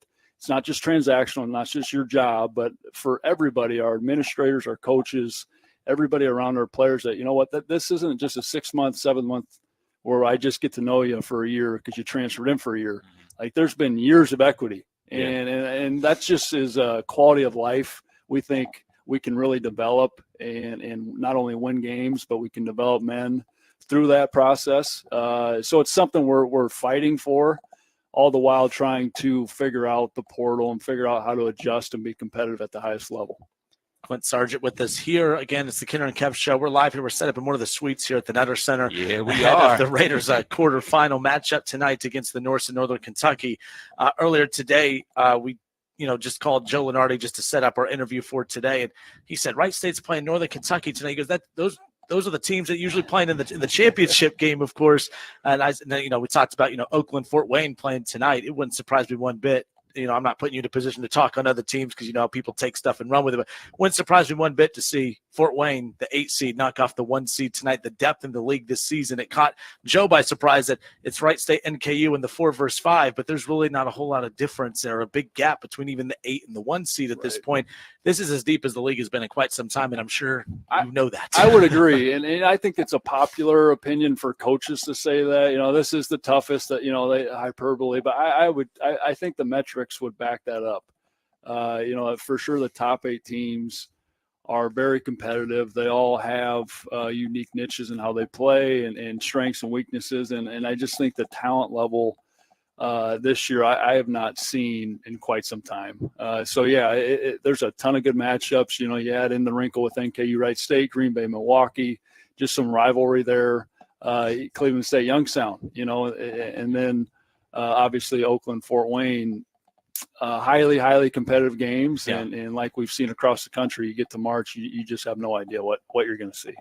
Now I got to ask you. I asked every coach the same thing, especially Coach Trice when he was on with us last week. When you guys went up to Youngstown State, my father-in-law played football at Youngstown State, so everything is going our way. Yeah. So of course I jump into the text, shoot him a little text because I know he's watching the game, and things don't go our way to end things off. And he called me nonstop. I didn't want to hang up on the man, but I almost did. Yeah, I understand. Now, obviously, just like Justin said, like you can't really talk about other teams, but just to let you know where I'm coming from, I am hoping that we meet them again. Absolutely. Meet them again. That means you win tonight. So I'm hoping that's the There case. you go. You took the answer right out of my mouth. That was I the need answer. my get back. Yeah. And Justin said it. I'll leave it at that. Coach, the last time, tournament team 2 years ago, NCAA tournament team, that first 4 game, I mean, just because the element of, where the game is played, you get that huge home crowd advantage. And, it's one thing to say just because you play in the city of which you play that, it's kind of arrogant to assume that the crowd's all going to be there for you, but 13,000 fans screaming, "Let's go Raiders" throughout, the badass jerseys, the military appreciation night jerseys, everything, the first win in program history. I mean, just take me back to that night for you as a coach, because it's different for media, fans, and I'm sure the players, but from a coach's perspective, is that night an entire blur? Yeah, it's as cool as you could imagine. And the part that I love and really took is that season was so difficult. Yep. Started off 2-7, the struggle, the doubt, and we and that year, the year before that, we had lost to Milwaukee at home in one of the all-time losses that you've been a part of. So now you come back, we lose a couple staff members, Loudon, we start off 2-7, and there's all of a sudden this incredible doubt that you feel as someone who's been here the whole time that we really hadn't felt in our tenure, Coach and I. So we handled that season, how incredibly difficult it was, and even losing late in February, and it's still like, man, are we going to get this done? And then go on that run and then have it end with that win against Bryant, and then you hop on the plane and you wake up in San Diego. My family's with me. A couple of my children were old enough to remember that, and we still talk about it. But the biggest thing is just how hard that season was and dealing with it properly, like we talked about earlier off air. It's just if you can handle the struggle correctly, you can grow and develop, and that's certainly what that team did. And I anticipate this team having a lot of the same narratives at the end of this. San Diego in March sounds like a good time. Oh yeah, I mean, because initially, like, man, we got to go all the way out there, and we're playing. But then you wake up and it's just paradise. Like, okay, this isn't so bad. It was worth the flight. That's right. Last thing on the way out, we appreciate you taking time again today. I know let's see if we can get you off coach speak or whatever. But we just talked with Alex Schubricks about this. Beating the team for the third time. You beat NKU twice already this year. You just beat them last Saturday, and you got to play them again here tonight. I mean, is that just a media thing? Like, is it tough to beat the same team for the third straight time, especially in the same season, especially with the third time coming in a win or go home type situation like this? Yeah, I think it is a media thing. I think it's a narrative thing that I just am so convicted with this team having bigger goals than any of that it's been easier, I think, to just slice through that and say, we haven't really had to address it. Our team and this group and these seniors are so focused on winning and ending a legacy the right way that's it. So it hasn't been a lot of convincing of like, hey, it's not going to be that hard. No, it's just like, we know it's going to be hard. They're really good. They think they're different in March. We think we're different in March.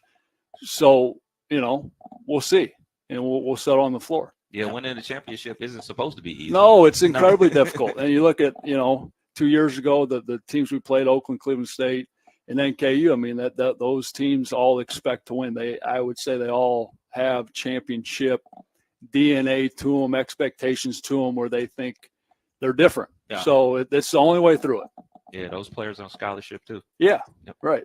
All right. Well, good stuff. Clint Sargent, again, Wright State assistant coach. Actually, this is the last thing. We talked about this before. You played for Coach Nagy. I did. I almost said San Diego. That's all right. San Diego, That's right. South Dakota State. That's such a unique part of this, too, is playing for him and then being a part of his coaching staff for so long. And then not just being part of the coaching staff, but you made the decision to make the journey with him to come here. How you take us back to when Coach presented, because you guys were there for a long time. You played there. Yep. He tells you about this opportunity in Dayton, Ohio, and you said, yes, let's go. I mean, just take us to that. Yeah, it was wild. It was a no-brainer. I knew to get a shot to be an assistant coach under a man that I had learned a ton from and loved and respected and trusted. My wife grew up playing in South Dakota, a South Dakota legend, played at South Dakota State, families in South Dakota. So moving our family at that point, just of one, our daughter, all the way to Ohio, that was a big step. But to come out here, and then once we got here, to meet the people and meet BG and just the support, and it was I just can't believe it's been 8 years. Now you fast forward 8 years, and we have 4 children, and this is home, and everything that's been done, and now we're just fighting to continue to win. It's been a wild ride, but I'm incredibly thankful he asked me to come with him. Yeah, I think that's a pretty cool dynamic, nonetheless. But get out of here. Go. You got a game. Okay, we appreciate it, guys. Yeah, thank you. Good luck, Coach. Clint Sargent, assistant coach for the Raiders, awesome enough to give us some time here today. Joe Lunardi, we're going to push him back to 5 o'clock. Lunardi will come on at 5. We have Bob Grant coming up with us here at 4:35. But that was Clint Sargent, assistant coach for the Raiders, giving us some time here today. So let's step aside for a few moments. We'll regroup. We'll be joined by BG around the corner. Bob Grant, athletic director for the Raiders. Interested in catching up with him, especially ahead of the Raiders quarterfinal matchup here tonight. And then we got some NFL stuff around the corner. We got some Reds baseball, and then Joe Lunardi at the top of the hour. So there you go. All right, good stuff. We'll be right back. It's the Kinner and Kev Show here on Dayton's ESPN Radio, 1410 Wing AM.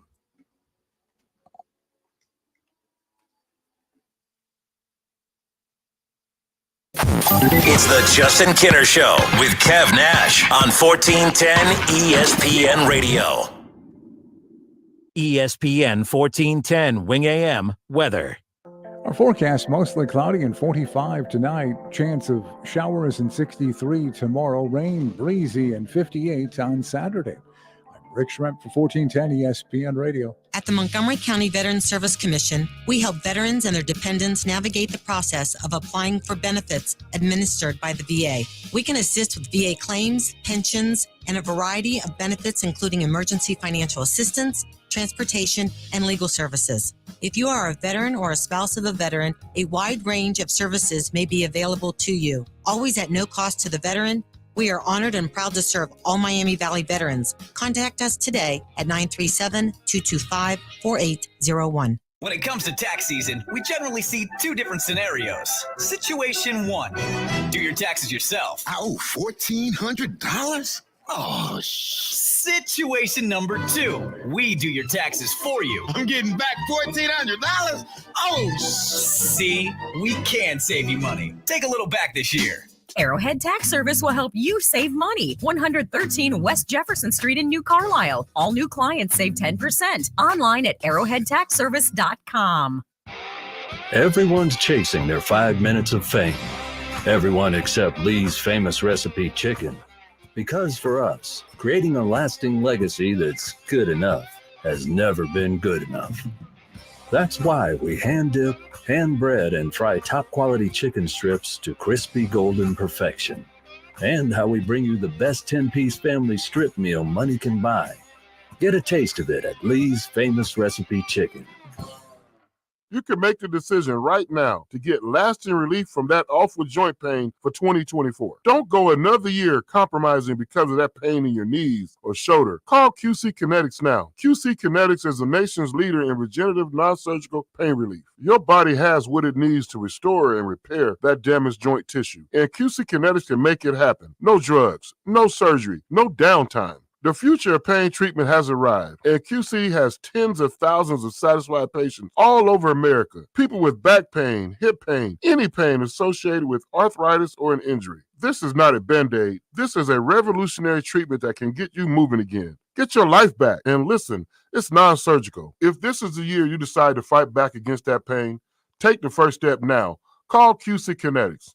Get a free consultation on your calendar today. Call 937-936-0325. 937-936-0325.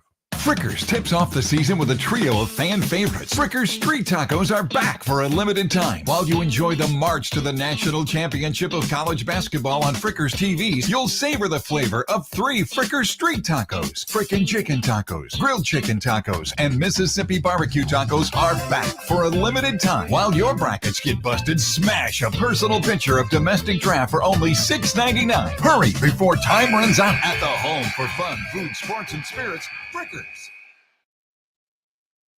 This is a friendly reminder that daylight savings time begins this Sunday at 2 a.m. It's time to spring forward and set your clocks ahead 1 hour.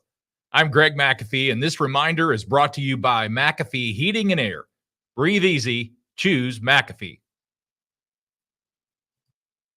Hi, I'm Henry Winkler. My eyes are very important to me. My eyes connect me with everything I love. I loved my late father-in-law dearly. He always lit up a room, but his vision dimmed with age. He had age-related macular degeneration, or AMD. And since partnering with Apellis, I've learned there's an advanced form of dry AMD called geographic atrophy, or GA. His struggle with vision loss made me want to help others know about GA's warning signs. For some, colors appear dull or washed out. For others, hazy or blurred vision make it hard to see details, like fine print on price tags. Many have trouble seeing in the dark, making driving at night difficult. GA gets worse over time and cannot be reversed. If you think you have GA, don't wait. Treatments are available. Ask a retina specialist about FDA-approved treatments for GA and go to GAWon'tWait.com. There's never any FOMO with the iHeartRadio app. You won't ever have to miss out on your favorite shows and contests with this radio station again. Radio 24/7, 365. We're here when you want us. Stay connected and listen anywhere when you download the free iHeartRadio app. Listen to this station anytime, anywhere on Odyssey. Odyssey is your new audio home for all the music, news, sports, and podcasts that matter to you. Odyssey. That's AUDACY.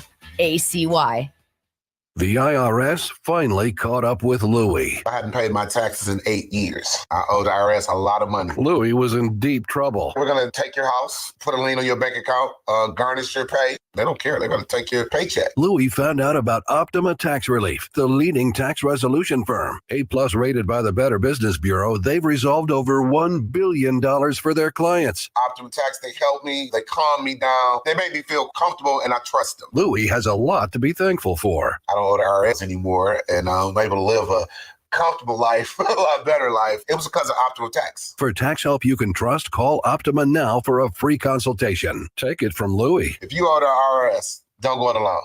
Give Optima Tax a call. They can help you. Call 800-343-6460. 800-343-6460. 800-343-6460. Optima Tax Relief.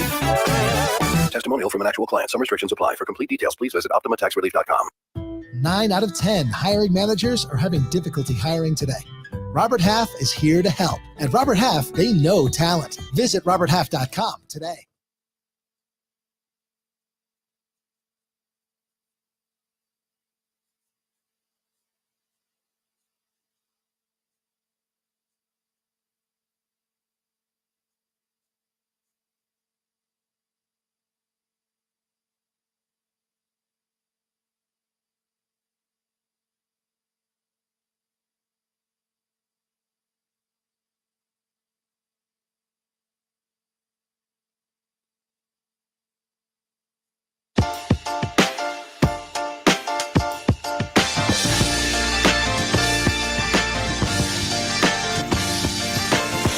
Good stuff. We welcome you back. It's the Kinner and Kev Show, Dayton's ESPN Radio, 1410 Wing AM.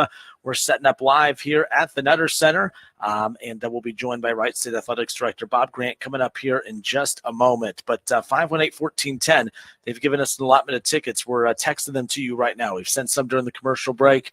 Let's see, we have about 20 more. We've given away 30 thus far, so we have plenty more to give away. So continue texting us. We'll continue to get those out for tonight's tournament game, of course, a quarterfinal matchup with Northern Kentucky. But yeah, I forgot about that. Like usually these two teams, I'd have to go back and check.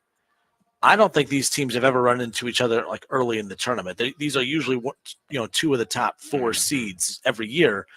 And NKU, drop into that 5 seed, set this up. But I don't think, at least in the Scott Nagy era, I don't think these two teams have ever played one another, not in a non-championship game. I think maybe a semifinal, if I'm not mistaken. But I think every time they've met before has been in those championship games. So, but either way, this 4 versus 5, nonetheless. So Joe Lunardi, by the way, we were supposed to catch up with him at 4:15. We will have him on at 5 o'clock. It is confirmed. It's locked in. We will talk with him coming up around the corner. So they have the women's game right now, about to tip off here in about just under an hour.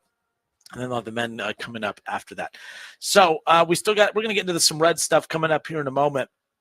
But we've talked a lot about the running back value this week as far as like what teams are doing, just kind of releasing some of those guys. And we'll go ahead and we'll get into the NFL stuff coming up here in a bit. But Bob Grant, the athletic director for Wright State. Bob, I know we said 4:35, but if you're good to hop on right now, you're more than welcome to. So good to see you. How are you? I know you're just throwing you out into the deep end.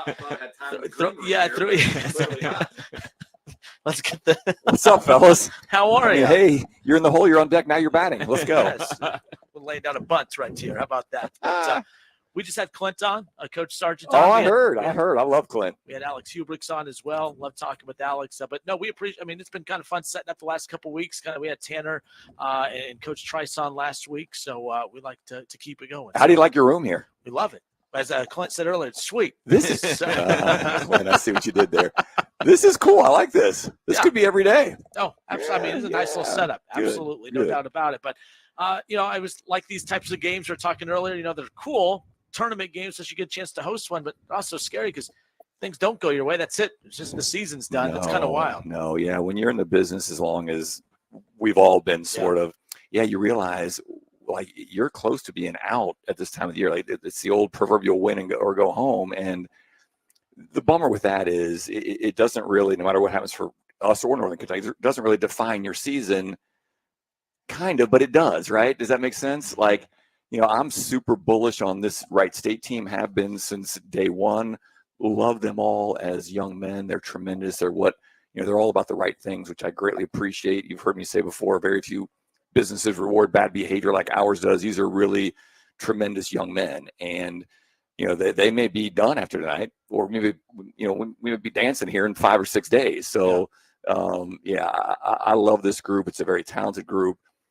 You all know how much I think about this coaching staff. So, these are stressful games, but I would not want to go into a game like this with anybody other than Coach Nagy, his staff, and these young men. Absolutely. It's gonna, coming off of a year like last year, obviously, trying a transition year, you get Tanner back after, a year away, of course, he transferred to Ohio State, comes back. I mean, the tale, but he's playing his best basketball right now too. Like there was kind of that transition period where he's trying to get reacclimated. But when you look at, it's not just a scoring thing, it's a rebounds, it's an assist, and it's just the way the team flows when he's out there. It's nice to see him kind of playing his best basketball at the right time. Yeah. You'd like to think that they're all peaking at the right time. And that's always been in my mind, a Scott Nagy trait. And I noticed this even during the process when we interviewed him. And I really love this. He'll lose all kinds of battles along the way to win the war. Mm-hmm. Now, that's not great for press conferences necessarily or pre-conference, beat your chest kind of wins. But you want a team battle-tested and ready right now in March. And I think that's what we are. And that's kind of his trademark. And Tanner's the epitome of that this year. Because, and it sounds like a broken record. I'm a big Tanner Holden fan. I mean, Tanner Holden's a Raider through and through and part of our Raider family. And I'll have a relationship with that family, I hope, forever. And they're tremendous. But, he's the cautionary tale of the grass is not always greener. Bigger's not always better. He didn't have a great experience. He's bounced back. That's difficult. You're leaving a family, coming back to a family. There's dynamics there. What I really love seeing, honestly, and I'm sure it gets talked about, is I love the friendship and the bond that he and Trey have. And you can see that now toward the end of the season more than ever. And it's probably not a coincidence we're playing our best basketball right now. That bond is really strong. real quick. Last week when we had Tanner on, because I asked him, he's like, that process, that had to be a tough call to make. You leave, but, you call, you're not begging to come back, but there's that interest there. I thought it was very unique when they said, call Trey. Coach Nagy could have just said, no, you're on your way back, but call Trey. And I thought that was really cool that there was that dynamic of, we could just throw hey, I'm the head coach, he's coming back. Call Trey. And of course, that was a very unique part of that story. I thought that was pretty cool. Again, not Scott Nagy's first rodeo. He's got some Yoda in him for sure. Like he knows what he's doing. For sure. I think part of the Tanner story gets lost a little bit is the way he left. And so when that happens, a lot of times, it's been happening for a couple of years now with the NIL and the no-sit transfer and all this. He left here, and I said he and Grant Basile were the only two happy student athletes who've ever left us. Usually when you leave, it's don't like the coach, not winning, not playing enough, don't like my mates, don't have the major I want. These were happy, lifelong Raiders that, would have stayed here in any other era other than the NIL no-sit transfer era. And so I think, and you fight this, I fought this, I think we all fought this, you want to be mad at them. You want to be angry. You want to be disappointed. You want to say, you know what, Kev, good riddance. Don't let the door hit you in the rear end. That's not our culture. That's not Scott Nagy's culture. It's not Kerry Hoffman's culture. It was literally a Tanner, we're disappointed. We love you. Good luck. And I think what that does, right, the opening chess move, the opening drive off the first tee is it changes that relationship if you ever want to bounce back. Yep. Right, it does. I'm telling you, as I know, there's more coaches than not that would have said, hey, you know what? Go. Good riddance. Wish you not well. But no. I think that made the coming back in the transition, I think, much easier, much more possible. When Tanner went in the transfer portal to come back, he was listed as a do not contact. Now, he still had 50 schools all over him, but, he knew what he wanted to do. Yeah, so I've about to date myself a little bit. I mean, I've been through. Kev, you see this gray hair? I mean, come on, man. There's a lot of snow in the mountain here. Mine is coming in a little bit too, but I've been coming to Wright State basketball games since I was a freshman here in 1997. And I've been living down here since I was an 18-year-old kid. So I've seen the Keon Brooks, I've seen the Dad Burtons, I've seen the Kevin Nelsons, I've seen the Deshaun Woods. What do you say about this iteration of Wright State basketball? Yeah, I mean, this and saying, I've been around since I was a punk in the PE building, doing score books and delivering pizzas for free. And I saw the Billy Edwards, Mark Woods, Mumfree, Nahar heyday, Sean Hammonds. We can keep going. Multiple 1,000-point scores and 500 rebounders. This means nothing. This is perhaps, especially offensively, the most talented team we've ever had. And as a person who's been here 31 years, I can probably say that with some conviction. What that means at the end of the day, like I love Scott's quotes from, a couple months ago when we're struggling. I have no interest in leading the country in scoring. I have no interest in having the leading score. I have interest in winning and going to the tournament. And that's what this team is about right now. So you hope, Kev, this iteration is about a bunch of and I'm telling you, I hate to keep beating the drum. They're a bunch of really nice young men that have a lot of great cohesion about them, that are peaking at the right time, that, look, they're offensive, they're scary. I mean, I can't imagine trying to game plan when every one of your starters can drop 25 on you on any given night. And I think that's been proven, right? And that's really interesting to me. And now that they're doing more what coach wants from a guarding, rebounding, the dirty work, it's showing. And so this iteration, I think, is yet to be defined. But I'm super intrigued by it. I'm super intrigued by it. Like I promised you, the rest of the league is absolutely cheering that we're playing Northern Kentucky tonight. Because one of us is going to be gone. And these are the two gold standards the last decade in this conference. I mean, there are two teams with championship DNA through and through the last decade, and it's us and Northern Kentucky. And so I know we've thrown that term around in the office. Clint used it a few minutes ago in the interview.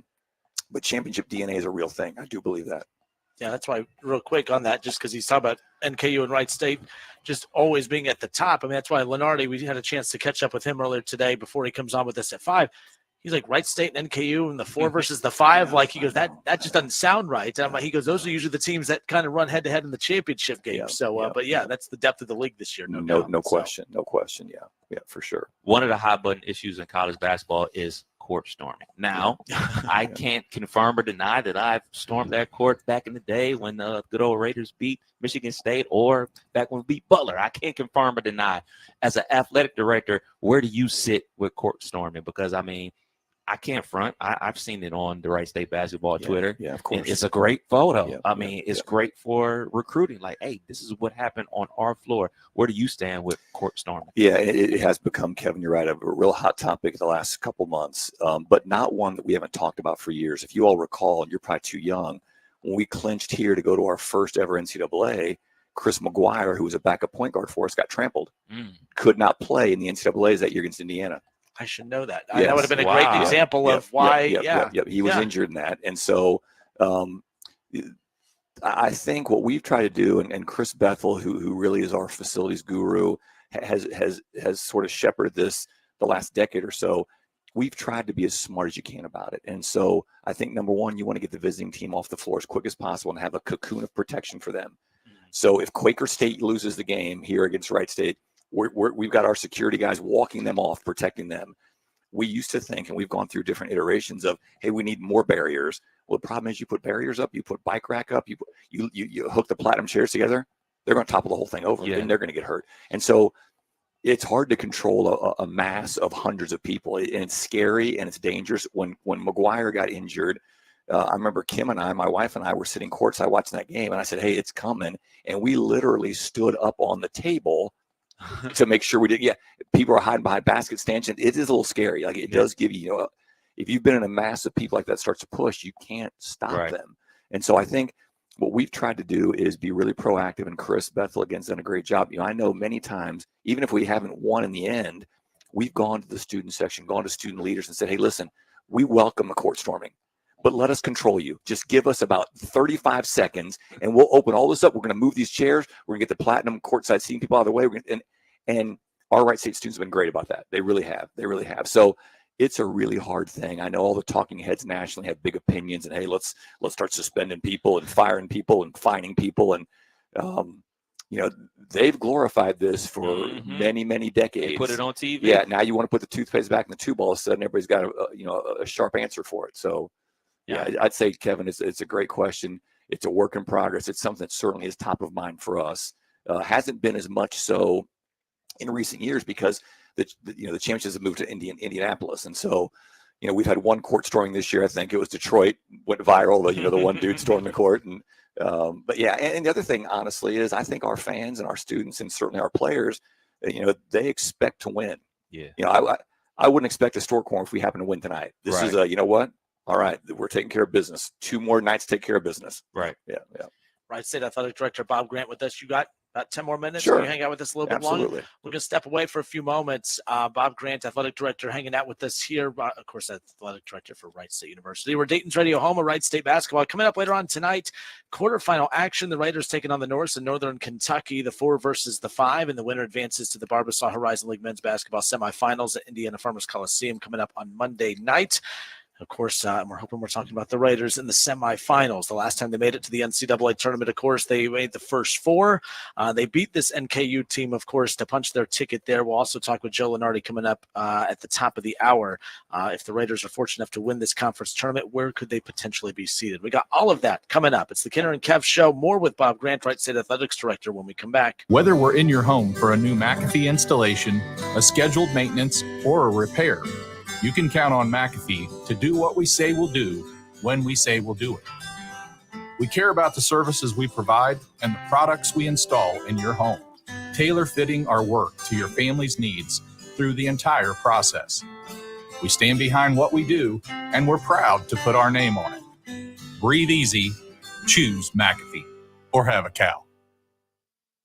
Cordell Transportation has more advantages than ever before, including brand new equipment. That's right, plus excellent pay, benefits, and a $5,000 sign-on bonus. Apply now at CordellTransportation.com. Cordell Transportation, driven to succeed. Frickers tips off the season with a trio of fan favorites. Frickers Street Tacos are back for a limited time. While you enjoy the march to the national championship of college basketball on Frickers TVs, you'll savor the flavor of 3 Frickers Street Tacos. Frickin' chicken tacos, grilled chicken tacos, and Mississippi barbecue tacos are back for a limited time. While your brackets get busted, smash a personal picture of domestic draft for only $6.99. Hurry before time runs out at the home for fun, food, sports, and spirits, Frickers.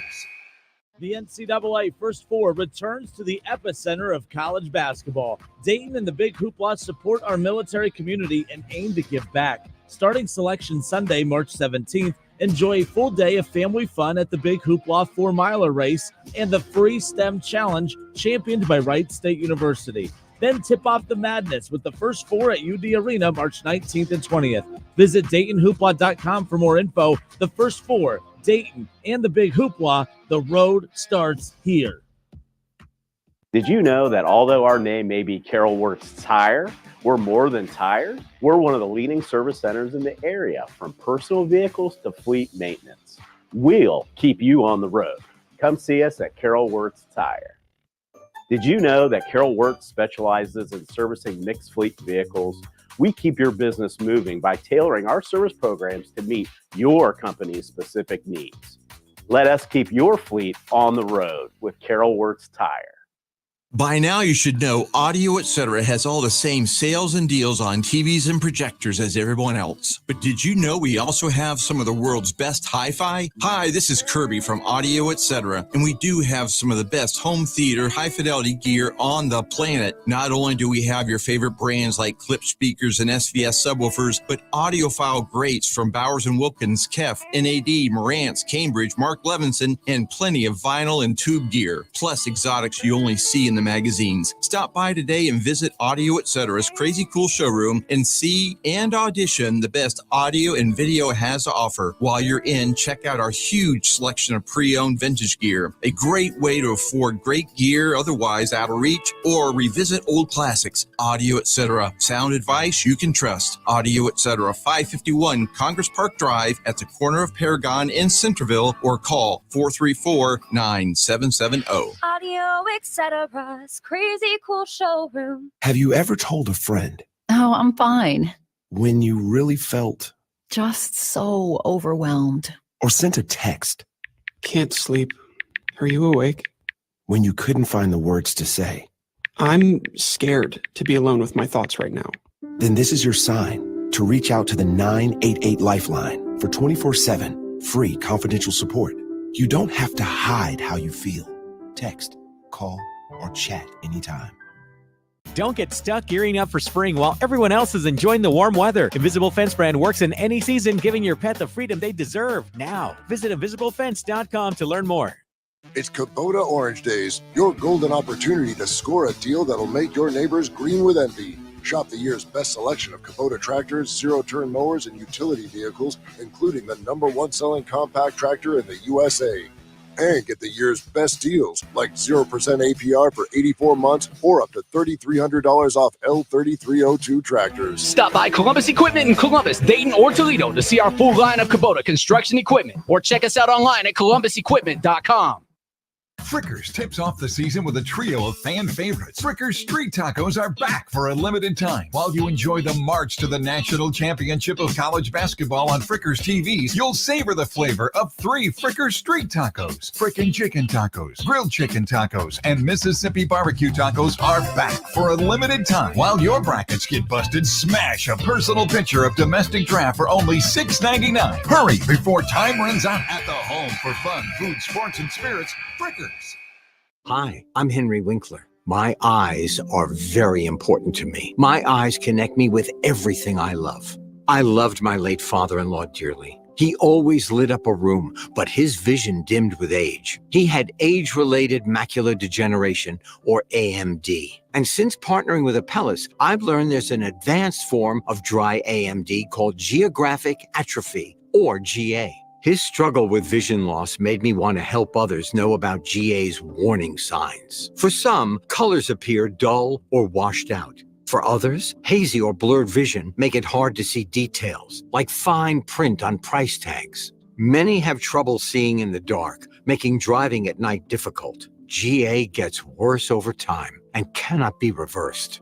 If you think you have GA, don't wait. Treatments are available. Ask a retina specialist about FDA-approved treatments for GA and go to GAWon'tWait.com. Springtime is here, and you know what that means. It's time for mulch madness. Did you know that too much mulch is bad for trees and shrubs? 2 inches of mulch is plenty. anymore, and you risk causing roots to grow up and around trunks, which increases unhealthy stress, shortens tree life, and even keeps moisture from getting down to tree roots. To find out more about mulch madness or to find a certified arborist near you, visit treesforohio.org. That's trees, the number 4, ohio.org. Hungry for a great time? Maybe some great food? Then come on down to your neighborhood Submarine House. Try our oven-toasted deli subs, our mouth-watering salads, pizzas, appetizers, and more. And wash them down with a unique selection of craft beers while watching the big game on our big screens. With locations around Dayton, in Columbus, and our newest sports bar in Kettering, you're never far from a Submarine House. Subs, sports, spirits. Submarine House. Don't get stuck gearing up for spring while everyone else is enjoying the warm weather. Invisible Fence brand works in any season, giving your pet the freedom they deserve. Now, visit invisiblefence.com to learn more.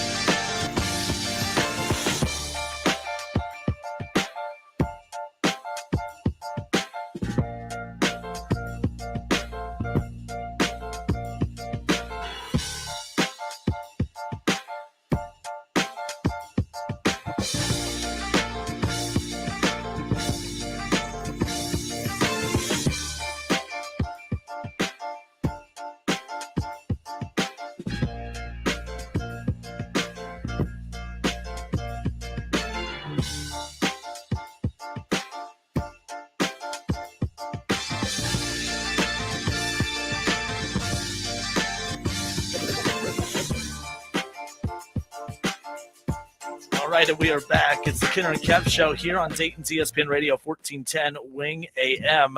Again, we got Wright State, Northern Kentucky quarterfinal action coming up later on tonight, the 4 versus the 5. If Wright State wins, they punch their ticket to the Barbasol Men's Basketball Championship semifinals at Indiana Farmers Coliseum over in Indianapolis. And that's the second game tonight. I've had a few people message in, why is it an 8 o'clock tip-off?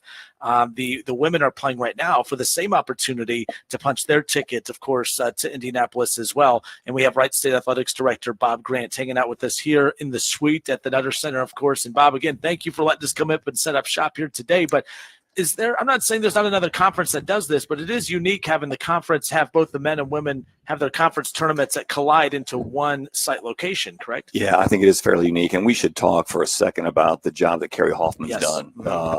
They're getting ready to go here in about 30 minutes. And I'm looking down at them and I feel the same way. I know when we introduced Carrie to press conference and we hired her, I'm super, super bullish on her.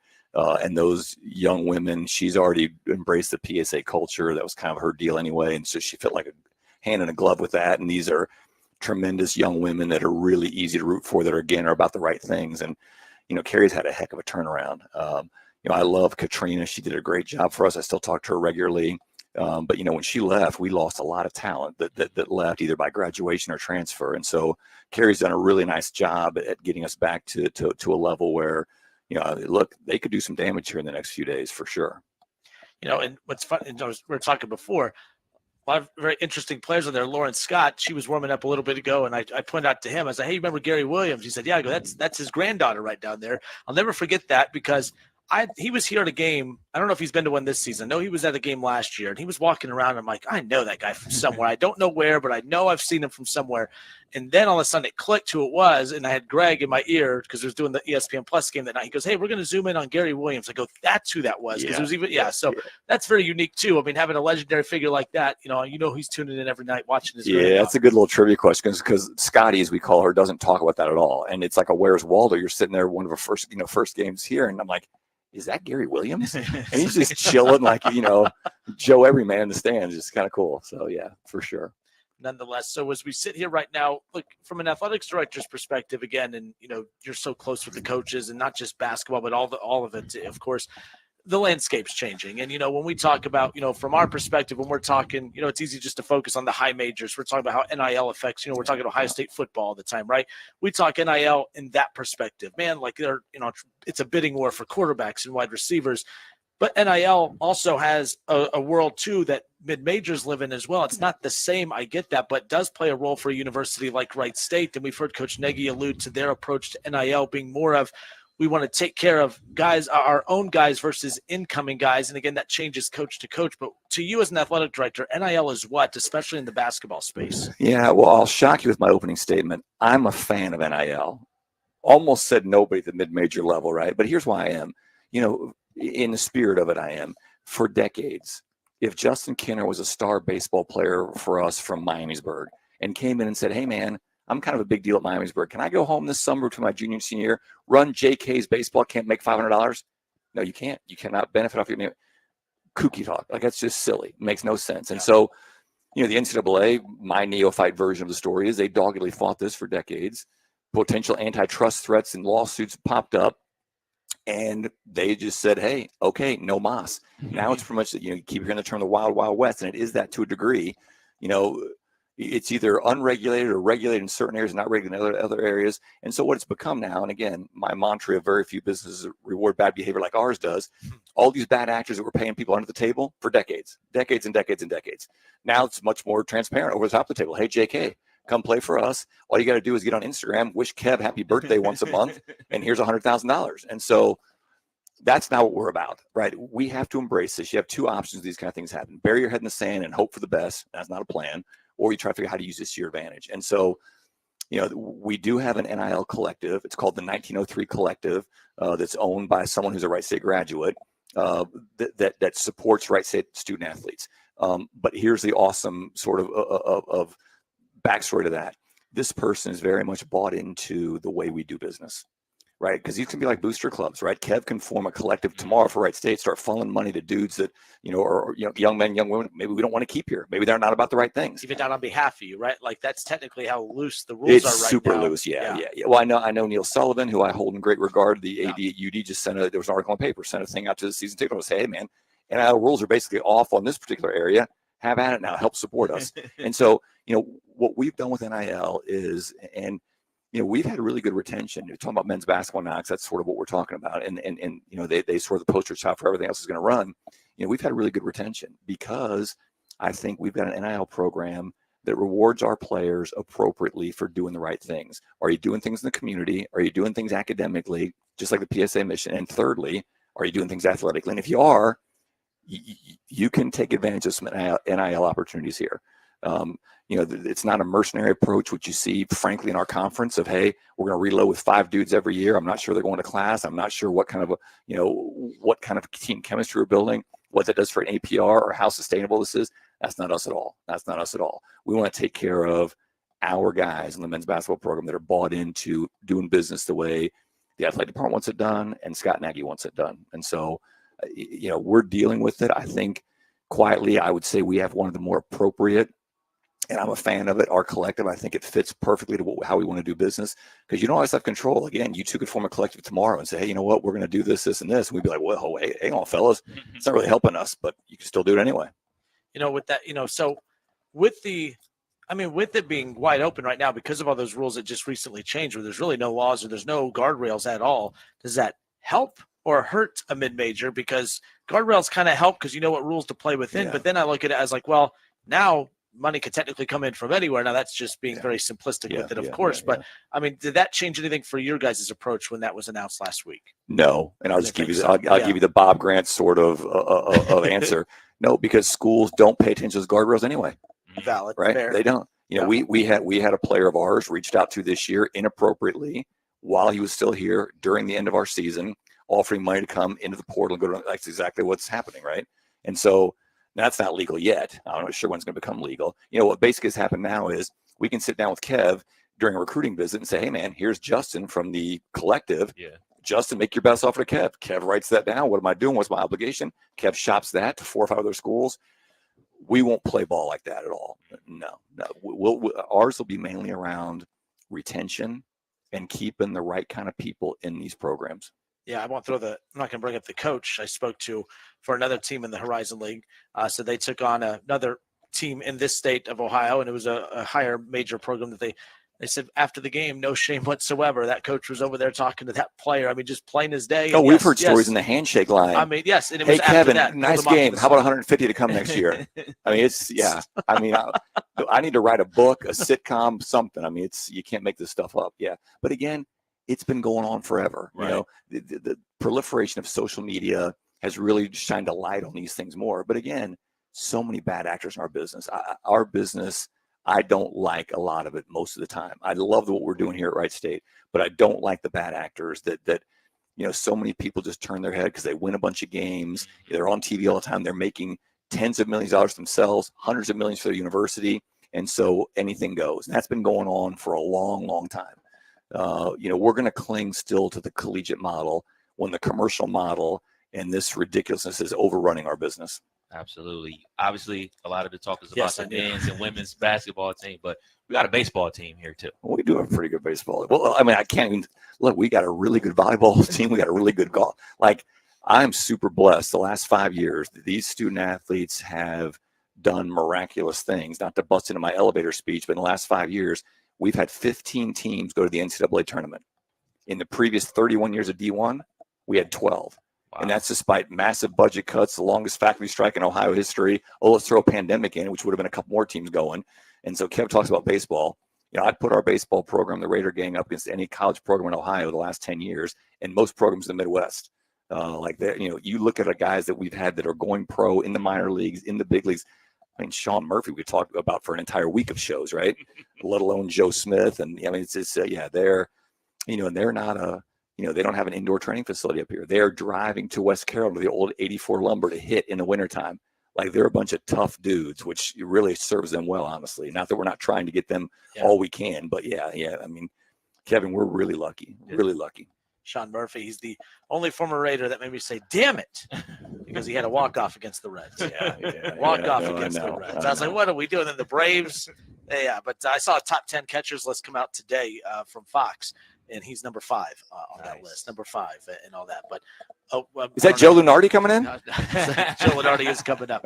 But Bob, thank you for giving us some time here today. I know you got a lot on your plate. A couple games coming up here tonight, and hopefully a couple teams that will be following to Indy next Monday and Tuesday night. Yeah, appreciate what both of you all do. Thank you so much. Yeah, look forward to hopefully seeing you in Indy. Absolutely. All right, fellas, appreciate it. Bob Grant, Wright State Athletics Director. All right, college basketball talk is not done. We're going to have Joe Lunardi join us coming up. It's the Kinner and Kev Show, Dayton's ESPN Radio, 1410 Wing AM. Coming to you live from the Superbook Sports Studios in Kettering. You're listening to Dayton's ESPN Radio, 1410 Wing AM.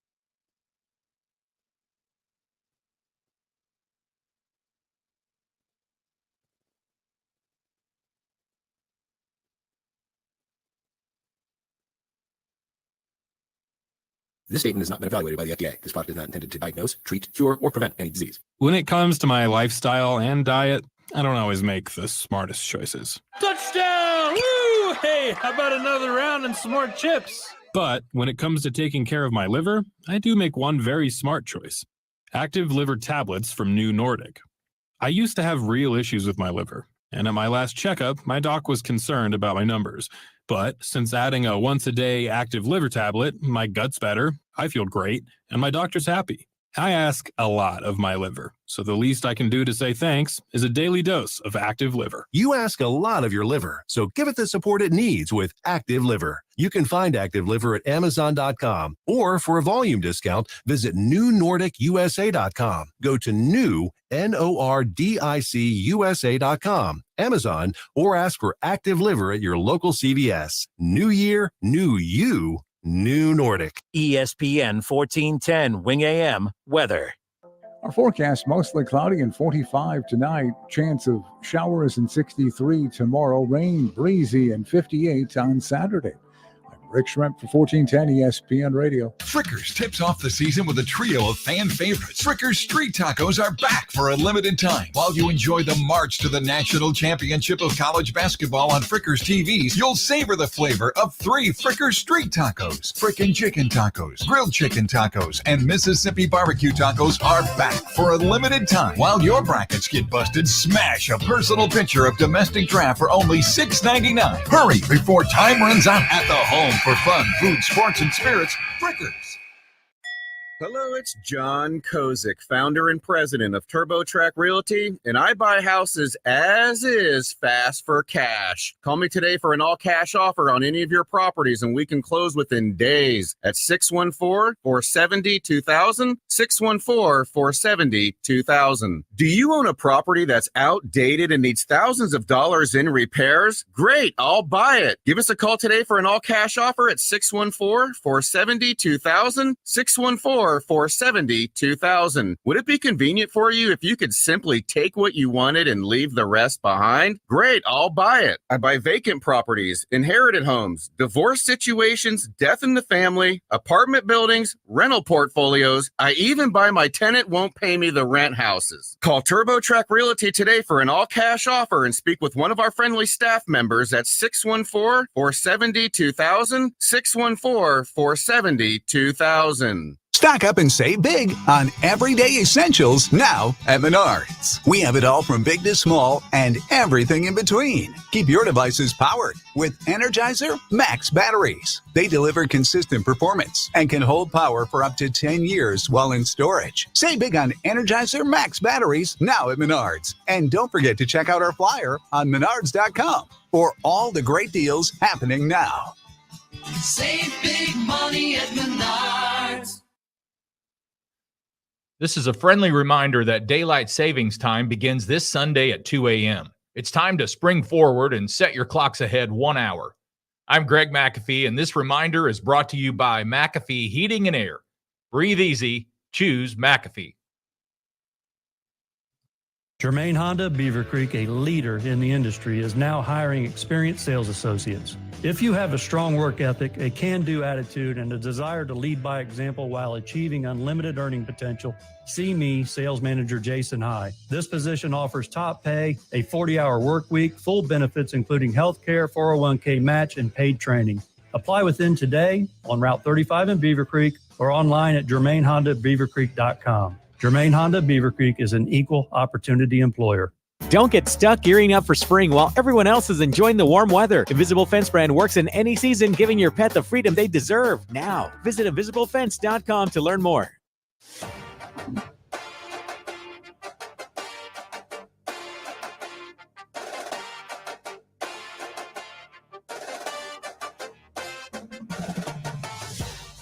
All right, and we are back. It's the Kinner and Kev Show, Dayton's ESPN Radio 1410 Wing AM. We're live at Wright State University's Nutter Center, of course. Tonight, quarterfinal action, conference tournament out of the Horizon League. The Raiders taking on the Norse out of Northern Kentucky, of course, and a chance to punch their ticket to Indianapolis, Indiana Farmers Coliseum, the semifinals, the Barbasol Horizon League Men's Basketball Championships coming up on Monday night, of course. We're Dayton's radio home for Wright State basketball, so we'll have the action coming up for you later on tonight, 8 o'clock. Chris Collins and I on the call, excited for that. Hopefully, Kev, it's the last home game for them of the season. Hopefully, it's not the last game for them of the season. Need this win, man. We do need this win. Desperately. But what we love this time of year, of course, the madness. And Selection Sunday coming up a week from this Sunday, and everyone following Bracketology real closely, of course. And we figured there's no better person to bring on than the guy that is most known for all the Bracketology madness, of course, Mr. Joe Lunardi hanging out with us here today. Joe, we appreciate your time. Welcome in, sir. So how is the capital of basketball in Southwest Ohio? The epicenter of college basketball, as they call it. It's going very. Look, I remember a year ago at this time, it was very dull and dry. I mean, Ohio State was out of the equation. Dayton wasn't in the equation. Wright State wasn't in the equation. It was very dry for March here. Luckily, we had the first four to get everyone super geared up and excited. So. Yeah, and you're going to have some interesting teams in the first four this year for sure. And there's a chance, actually, that it could be the first time we see three teams from the same conference there, the way the Big East is clustered right now. So, as much as they like to avoid any rematches in the early rounds, it may be impossible. It's interesting with all the, ever-going changes in college athletics, especially when it comes to these postseason, these money-making tournaments. We're fortunate here in Dayton to have the first four here as long as we have, and we want to keep it here as long as we can. What makes Dayton so special, in your opinion, as to how we've been able to keep the first four here in this city for so long? I think it's pretty simple. People buy tickets, they go to games, and they're great college basketball fans. I've had the good fortune to be at there a number of times with St. Joe's, my quote unquote former day job, and many other reasons over the years, family and otherwise. And I just find the UD Arena, A, to be a great facility, B, to have exceptional history, but mostly it's the people who love and appreciate and support college basketball, even if it's not their team that's playing. Speaking of the Flyers, they're sitting at 23-6, 13-4 in conference play. How far up on the seed line can they get if they win the A10 tournament? Well, they're right now in the range of a 6 or a 7. I had them on a 7 in the latest edition of Bracketology on Tuesday. We'll see where it lands overnight here. A lot of games tonight. See where it lands in tomorrow's update. Maybe a 5 if everything goes right. But, like it or not, the Atlantic 10 doesn't give teams, those whopping win opportunities that some of the other conferences, at least compared to other A10 seasons that we've seen. So they're probably going to be wearing white as a single-digit seed in the NCAA tournament, but only for one round. Okay. Speaking of the A10, obviously the Flyers are in. Are they simply the Flyers and whoever wins the conference? How many teams from the A10 actually get into the big dance?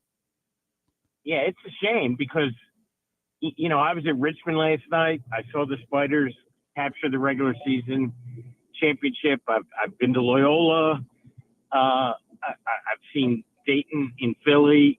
And, there are good teams at the top of this league, but, they haven't put up the numbers, on the numeric, the qualitative side of all this is hurting them. The quantitative side, because, eye test wise, I think a lot of these teams could win and advance in the big tournament. I just am fearful that they're not going to get the opportunity. Yeah, Joe, and ESPN's Joe Lunardi with us here talking all things bracketology. We're on the Flyers right now, and they're interesting. The A10's interesting. Obviously, really good teams in the A10, but we know we talk bracketology. It's all about resumes, and that always creates divisive conversations amongst college basketball fans. When I look at Dayton right now, it's like, okay, they're a top 25 team. They're the 25th team ranked in the country right now. They're coming off the win against St. Louis after a tough loss against Loyola. They're an interesting one, though, because everyone here is making so much about the top 25 ranking, but I look at how they stack up in the A10. We know how good they are. We know Deron Holmes is amazing. We know how good Anthony Grant is as a head coach, but every time they've played a good team in the A10, they've lost. They've yet to beat a team in the top 4 in the A10 at this point. Dayton's an interesting one. Talked about how high they can move up if all goes well, but they have VCU on Friday night. What if things don't go well with VCU? What's the floor for them, I guess, as far as seeding goes, in your opinion? Probably an 8-9 game, and I guess in the absolute worst case scenario, a 10. But let's remember, they only played Richmond once. They only played Loyola once, and both were on the road, if I'm not mistaken. And that's just kind of the luck of the draw. When I look at the A10 and Dayton, for better or worse, as a league, maybe it isn't playing the game correctly in the non-conference portion of the year. I did a radio hit earlier today in Las Vegas about UNLV. Now, UNLV is the 7th team on the board in the Mountain West, and UNLV has more quad 1 wins than the rest of the Atlantic 10 combined. Wow. Now, non-conference, you can't tell me that the top teams in the A-10 aren't competitive with the 7th best team in the Mountain West. I happen to have been at a game in which Richmond played UNLV and won by 17. So, like, something is wrong with the system, not to a major degree, but, the challenge for those of us who study these kinds of things, and at least on behalf of the A-10 is, what can be tweaked so that there are more in-league opportunities to get those resume-building wins. Joe Lunardi with us here. We're at Wright State's Nutter Center doing the show today, of course, ahead of their quarterfinal game tonight. I'll ask you about the horizon and Wright State in a moment, but a former coach of Wright State and Brad Brunell was very outspoken about the Nets not too long ago, talking about how the Big 12 is kind of, they've kind of tweaked the system a bit. They schedule light and non-con, so their net's very high heading into conference play. And then when you're beating each other up during conference play, they're still counted as good losses, if there's such a thing, and these stacked wins. What was your takeaway when Brad Brunell was calling out that, just how the Big 12 was kind of manipulating that, if you will? Yeah, all due respect to Coach Brunell, that caused me to spend about 3.5 hours one day last week doing a deep dive into whether that was actually plausible. And I would say, and again, all respect, I'm not sure he put in quite that much time to studying the numbers. I should hope not. But I actually found very little evidence of that. Did the Big 12, many of the Big 12 teams, play horrible non-conference schedules? Yes. Did they win by enough in those games in the aggregate to dramatically impact the numbers? That was less so. There were 5 outlier games in which a Big 12 team won by 50 or more, which is outrageous, admittedly. But taking those 5 games out of about a sample of 50 or 60, they were winning exactly by the average that a quad 1 should against a quad 4. And that's how the net works. It's not like the RPI, where it's simply a matter of having good winning percentage teams on your schedule. Like, this system is a lot smarter than that. I'm not saying it's perfect by any means. Nothing is. But there's no direct gaming of the system. And if there was a strategy to play crappy non-league schedules in the Big 12, and look, maybe there was. If I was a Cincinnati and I was a new team in the Big 12 and I knew the games that I was adding, yeah, I'd be loading up on some cut tapes too in the non-conference. Because, I'd be like, I want to keep getting paid here. So, so there's a sliver of that, but it doesn't explain why the Big 12 has twice as many bids as the ACC. Like, there's just no way to manipulate that.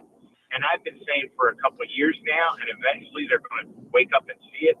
The ACC's problem is not perception. It's basketball. This is a league that averaged more than one seed for 2 decades. 2 decades. And hasn't had one in 5 years. And in the last 2 of the last 3 years, their best team's been a 4. Now, they've gotten away with it by a couple of unexpected Final Four runs, including Miami last year. But, you can't tell me in a league where the player of the year is typically a lottery pick like Zion Williamson that it's the same level as in its heyday. It doesn't pass the smell test. All right, you brought up the ACC. I'm a huge Syracuse basketball fan. New Year, same situation. Bubble. What do they have to do in the ACC tournament to actually make the big dance? Do they have to win this whole thing? Yeah, so I'm going to really be a snark here. The bubble would be a big step up.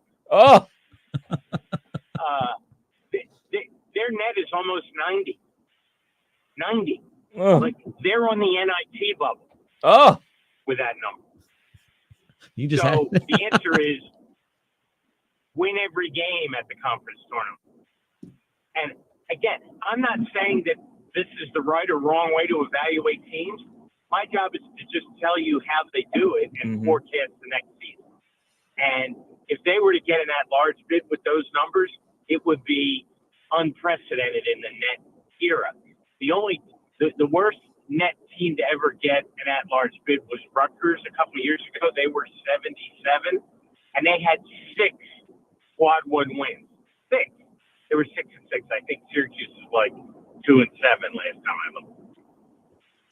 Joe, again tonight, we'll get to Wright State in a moment, but Ohio State, they moved on from Chris Holtmann, 6 games to go in the regular season. I was not happy about moving on from Coach Holtmann with 6 games to go. You either don't bring him back or you fire him at the end of the year or maybe do it in January. However, they've caught fire. They've won 4 of 5 since the coaching change. They have one with Rutgers to wrap it up, and then the Big Ten tournament. Jake Diebler, the Buckeyes, is there any scenario where they build their way up to the bubble, or is this like the Syracuse question Kev just asked? Should Buckeye fans be holding on to any kind of postseason hope that's not the NIT? Well, they certainly have better recent wins than most fringe bubble teams, right? They beat the presumptive overall number 1 seed in the first game after changing coaches. And then they popped, Michigan State after that, if I'm not mistaken, or maybe Illinois, I forget. But they're an interesting case, but ultimately going to come up short. The top 2 teams in the net from the power leagues that don't get into the NCAAs are now guaranteed an NIT home game. Last time I checked, that would include Ohio State. I haven't done my NIT bubble yet today, and may not, depending on other commitments. But can they have a great run, pile up 3 or 4 high-level wins, and lose a close game in the final and be on the board? Yes.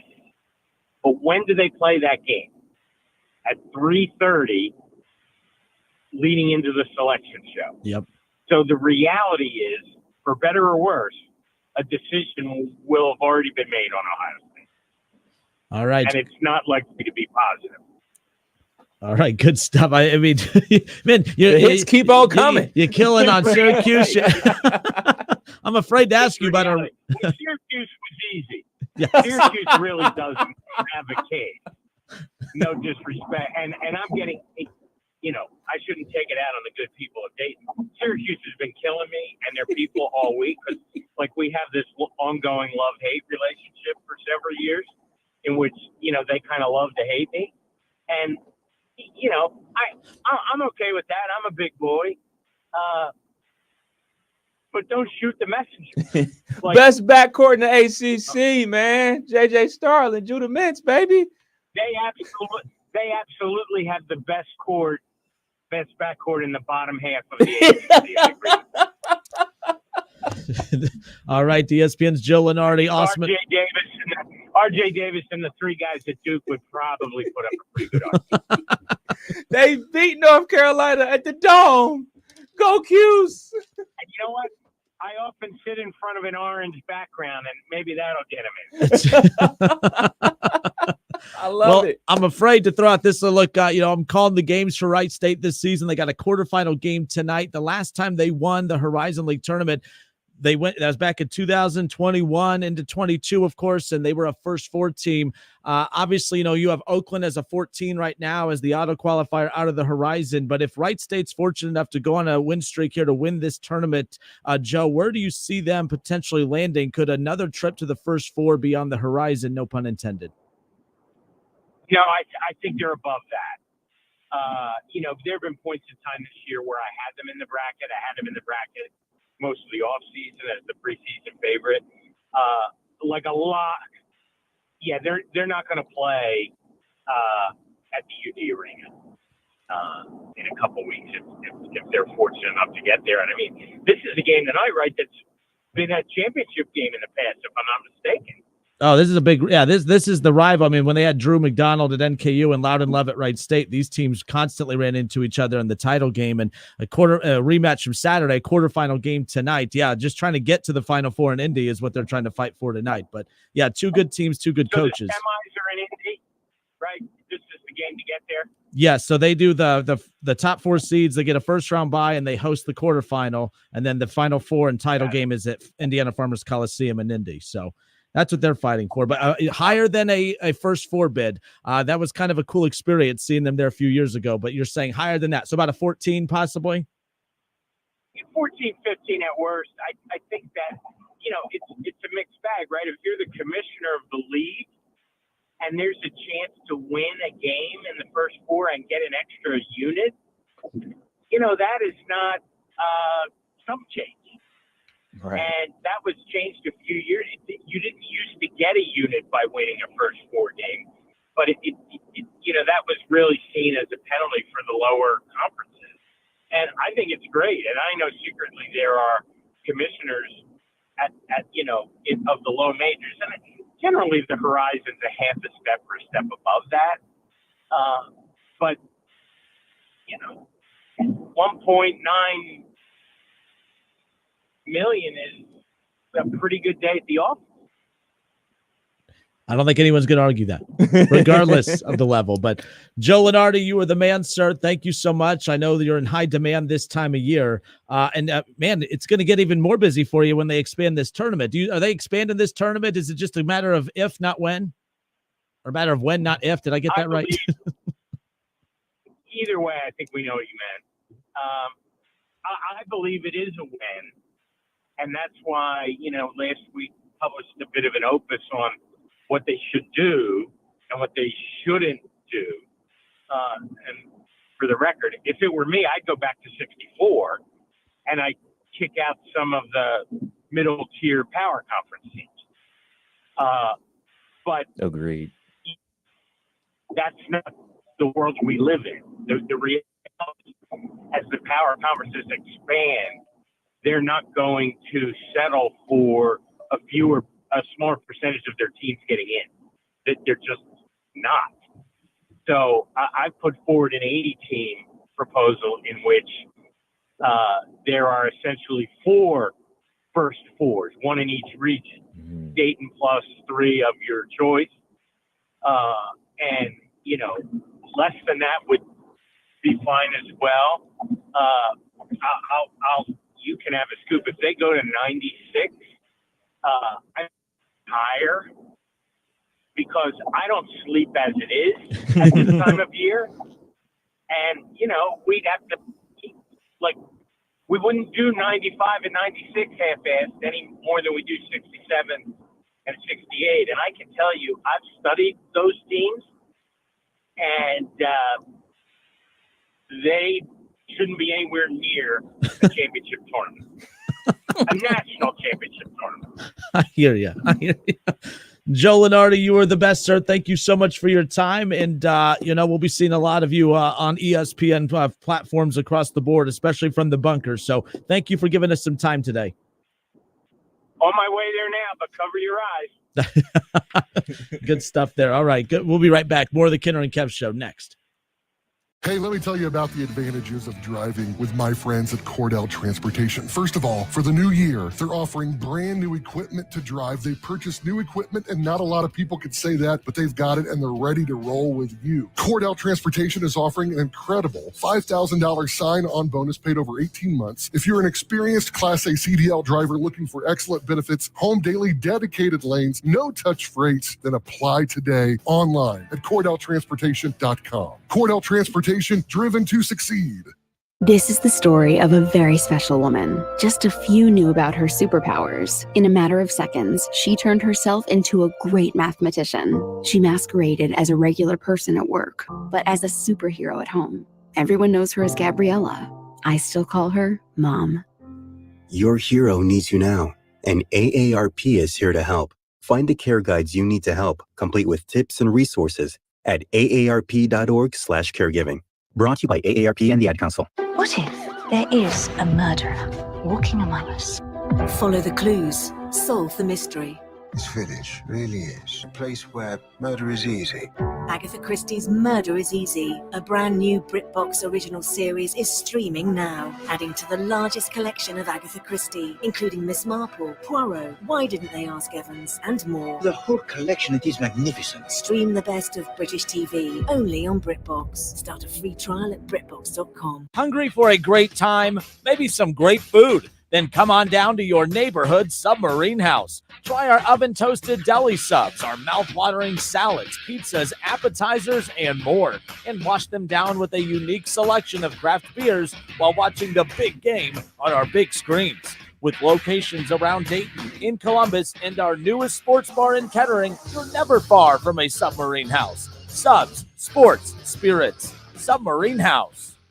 Did you know that looking at the world from a new perspective might make sense, but not when you're in your car? Make sure your vehicle's up to date, including your tires, so you don't end up looking at things upside down. Come see us at Carol Wirtz Tire. Bald can be beautiful, but not when it comes to your tires. Low, or worse, no tread on your tires is dangerous. It makes it harder for your vehicle to stop, leaving you prone to accidents. Come see us at Carol Wirtz Tire. Frickers tips off the season with a trio of fan favorites. Frickers Street Tacos are back for a limited time. While you enjoy the march to the national championship of college basketball on Frickers TVs, you'll savor the flavor of 3 Frickers Street Tacos. Frickin' Chicken Tacos, Grilled Chicken Tacos, and Mississippi Barbecue Tacos are back for a limited time. While your brackets get busted, smash a personal pitcher of domestic draft for only $6.99. Hurry before time runs out at the home for fun, food, sports, and spirits. Frickers. The smarter way to clean your floors. It's time to make the swap. Swiffer Power Mop. Introducing the new Swiffer Power Mop, the all-in-one tool that gives you a mop and bucket clean in half the time. The solution's built right in, so no heavy bucket, and the pad has hundreds of scrubbing strips to get deep into grout. Don't mop harder, mop smarter. Swiffer Power Mop. Swiffer Power Mop. Planning for spring at Lowe's means big savings on outdoor power equipment, and Lowe's knows nothing feels better than free. Buy one select Ego string trimmer, leaf blower, or mower kit. Get one select 56-volt battery free. That's up to a $299 value. Power through spring with Ego, the #1 rated brand in cordless outdoor power. Because Lowe's knows home improvement. Valid through 4/3 while supplies last. Selection varies by location.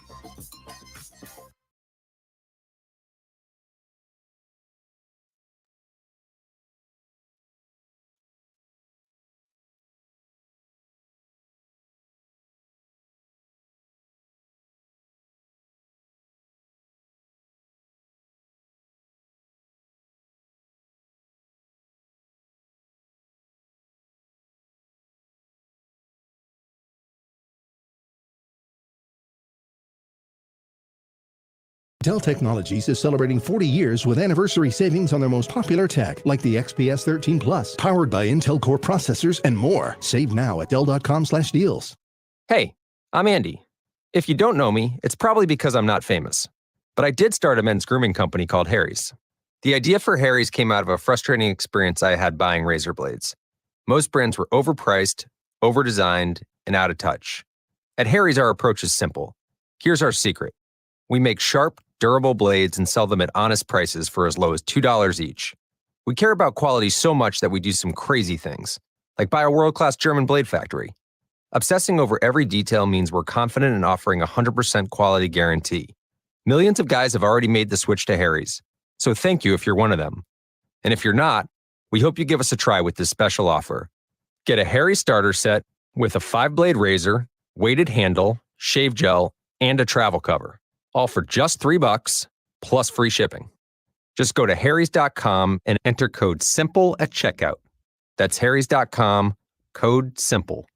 Enjoy. Discover wants everyone to feel special with live 24/7 customer service. Learn more at discover.com/credit card. Limitations apply.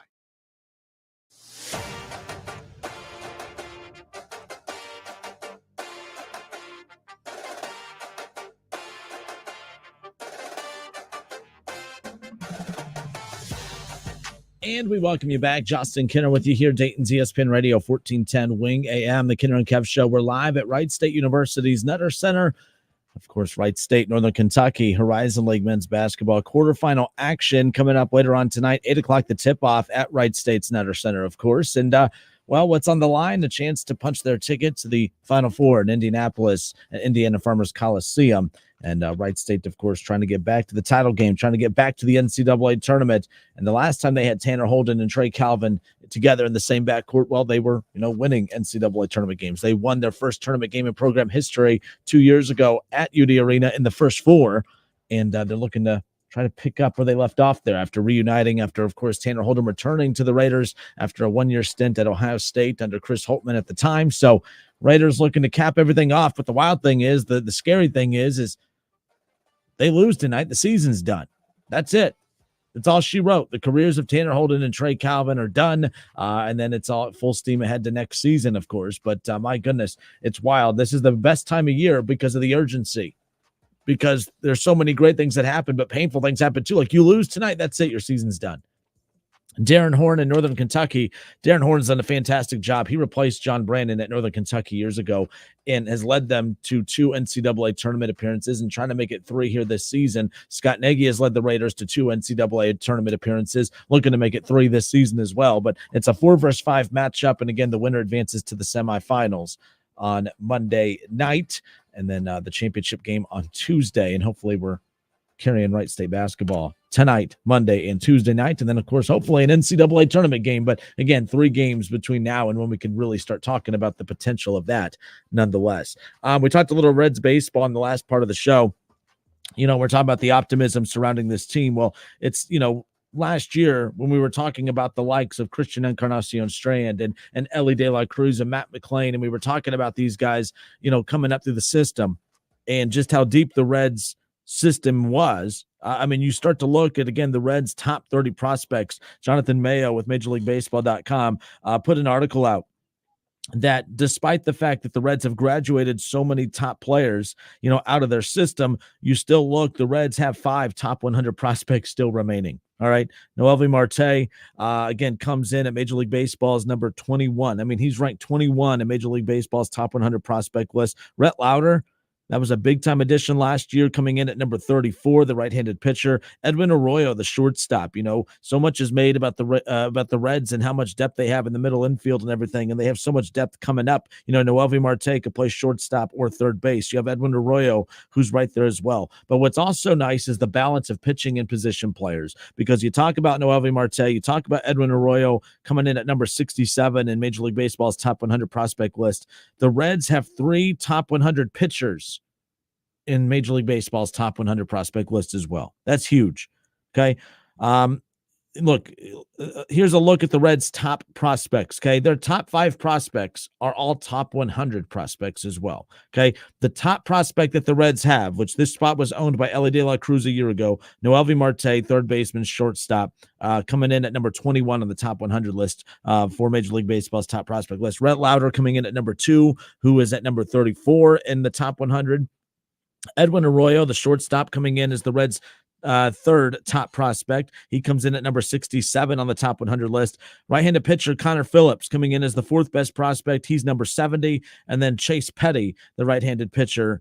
We saw a lot of him in Dayton last year. He comes in as the number 98 overall top prospect in Major League Baseball's prospect ranking. So that's key. But what I really like about the top 5 prospects in the Reds system is the balance between position player and pitcher. The fact that the Reds have more depth coming up. You look at Spencer Steer, you look at Matt McClain, you look at Ellie De La Cruz. That's the depth with it. You look at Jonathan India, okay? There's so much talent in that middle infield, and there's more coming up. Noelvi Marte, of course, Edwin Arroyo. And the good thing about that is, and I know there was speculation that the Reds could have potentially moved on from Jonathan India, but at the end of the day, it is one of those situations where after, again, giving the extension to Jonathan India, it's an interesting move there because of the depth that they have coming up. Some guys are going to be moved to the outfield or tasked with playing, bouncing around between infield and outfield. Spencer Steer, I think, comes to mind there. The first base has opened up, so obviously Spencer Steer makes a lot of sense there. Christian Encarnacion Strand as well. We saw that a little bit last year as well. There's a lot of versatility and options. The Reds have an embarrassment of riches as far as prospects are concerned. But prospects are suspects until proven otherwise. But again, you have to at least have something in the chamber, and the Reds definitely have that. I just love the depth of position players and pitching. Having 3 pitchers in the top 100 and 3 pitchers in your top 5 prospects list is pretty damn impressive. Again, Rhett Lauder, Chase Petty, that's huge as far as that's concerned. So we'll keep an eye on that. Connor Phillips, of course, is very key as well. So the one thing too is so impressive too when you look at the fact that how much magic that the Reds have in their rotation, led by Hunter Green and Nick Lodolo. I mean, Nick Lodolo did a simulated outing the other day. He's going to now start pitching in a spring training game here very, very soon. That's a good sign. That's a good sign that he's going to be ready to go for the start to the season. Hunter Green was the Reds opening day pitcher last year. If I'm the Reds, and I'm curious your guys' thoughts on this, is Hunter Green your opening day pitcher this year? Is that who you go with? That's what I'm interested in hearing from you. Is it too soon to start talking about the expectations for who's going to be on the mound at Great American Ballpark for the Reds on opening day? I mean, I think that's something I'm a little, curious about who that should be. If Hunter Green's healthy, and he is, that would be the guy that I think you throw out there again. Hunter Green is the guy. He was the first big prospect that the Reds got that really started spearheading this rebuild, if you will. And that's why at the end of the day, I think consistency is key. The Reds have had so many different opening day starters over the last 10 plus years. And just to be able to get some sustainability, to get some consistency, to let the Reds know that, okay, with all the great additions we have in this rotation, okay, we know that the face of the rotation, the ace of this rotation is Hunter Green. But you have Frankie Montas again, who's a veteran pitcher who you could potentially throw out there. Graham Ashcraft is out there as well. I mean, they have so many opportunities. I don't think Graham Ashcraft is your opening day starter, but you got Nick Martinez, you got Nick Lodolo, Frankie Montas, Hunter Green. I mean, they have options, as we've talked about. And I think at the end of the day, that's what's most important. They go out and get Brett Sutter as well. You have Buck Farmer, you have Lucas Sims to round out the bullpen, of course. They have depth in the bullpen. And that's what's key as far as that's concerned. But all right, good stuff. They get, Candelario too, by the way, more depth to that infield as we were talking about a little bit ago. But that's refreshing to see that Reds prospect list, not just their top 5 prospects, but the fact that all 5 of their top 5 prospects in the top 100. And that's after emptying the chamber last year. So everyone thought, you have Ellie De La Cruz, you have Matt McClain, you have Spencer Steer, you have Christian Encarnacion Strand. You know what I mean? Like you called all those guys up last year, and you still have beyond impressive names in the chamber in your prospect rankings. That's pretty damn impressive as far as that's concerned.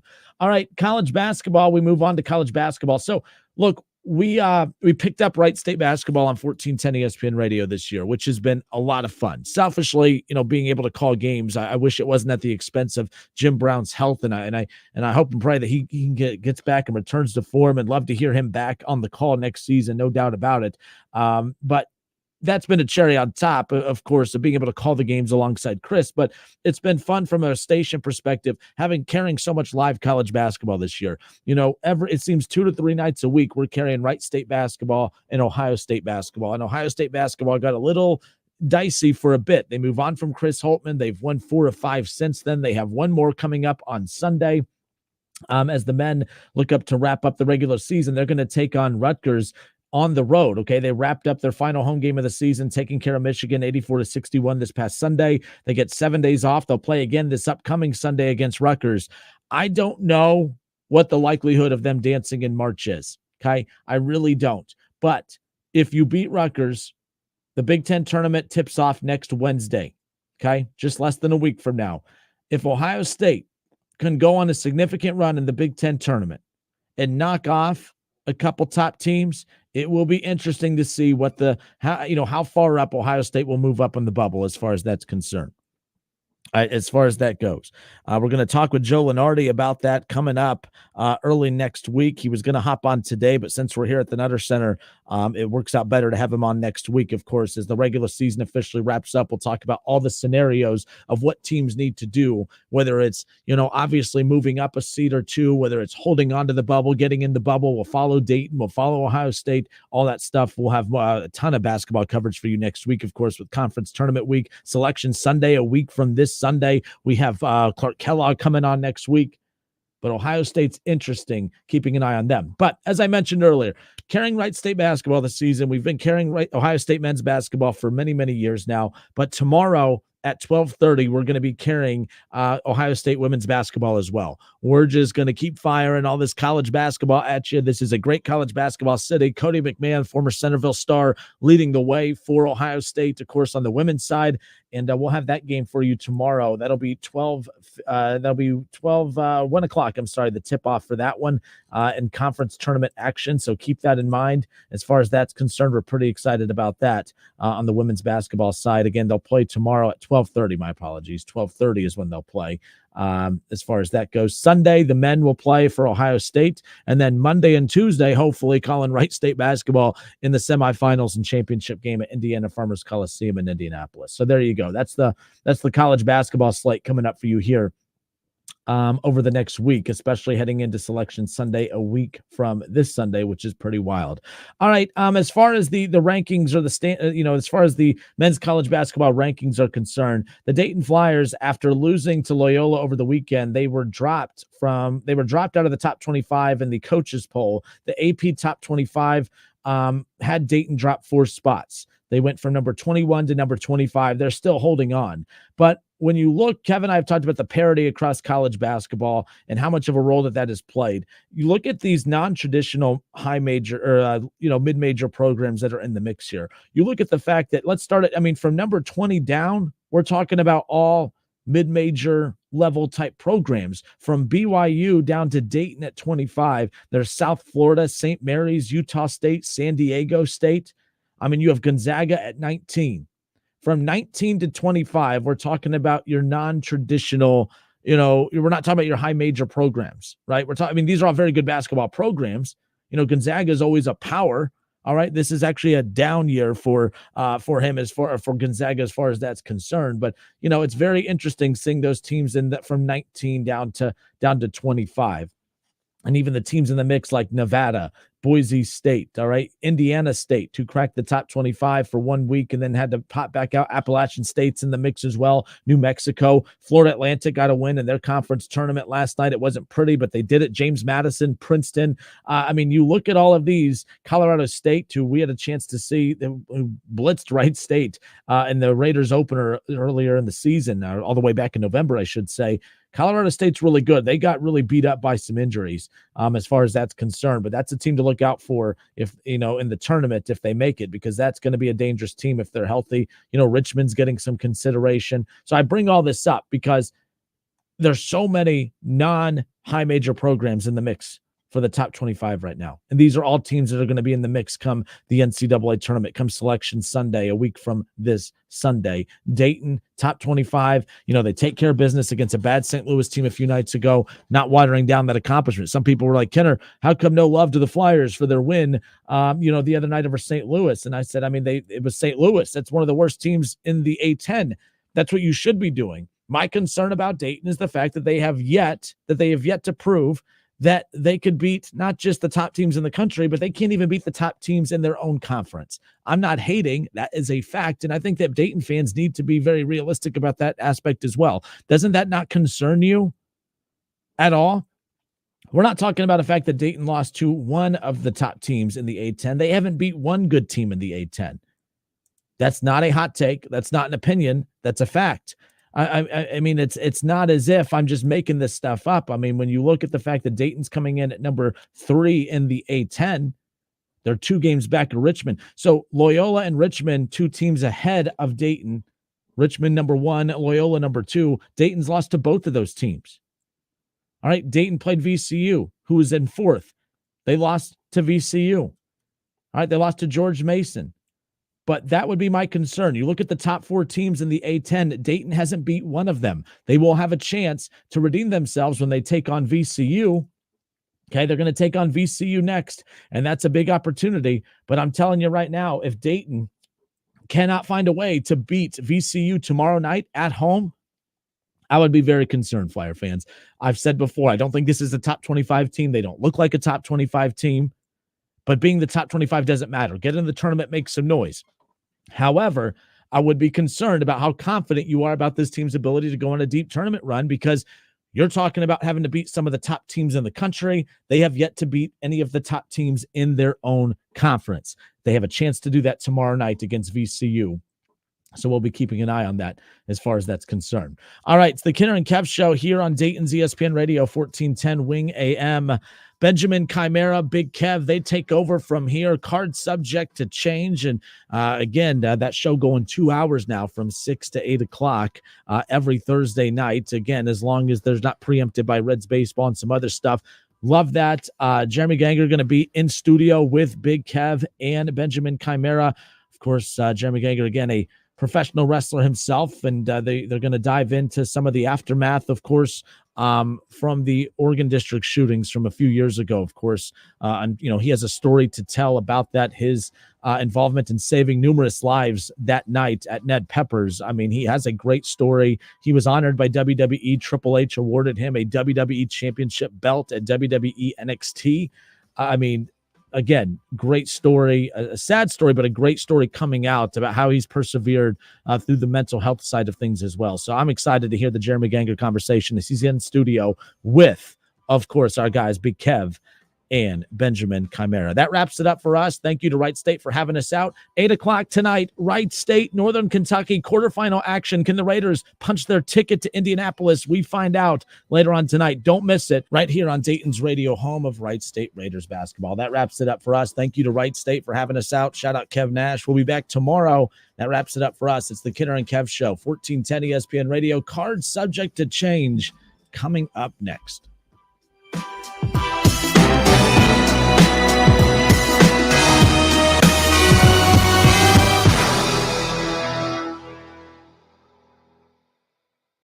Today we have two very special guests on our program. Introducing Len and Lime. Hello. For Starry Lemon Lime Soda. Thanks for having us. What is Starry Lemon Lime Soda? It's a crisp, clear burst of lemon lime flavor, and it's caffeine-free. Between us, one of you must be a little more important to Starry than the other. Who is it? We're both important. So we could just as easily be Starry Lime Lemon Soda. No, that doesn't sound right. Oh, I like it. So you saying hip-hop could be hop-hip. Works for me. Starry Lemon Lime Soda. Starry hits different. Introducing Bud Light Seltzer Hard Soda, Classic Cola, Cherry Cola, Citrus Soda, and Orange Soda. You hear that? It's seltzer with the pop of soda, all with zero sugar. Bud Light Seltzer Hard Soda, the loudest flavors ever. Enjoy responsibly. Anheuser-Busch Bud Light Seltzer Hard Soda, IRC Beers, St. Louis, Missouri.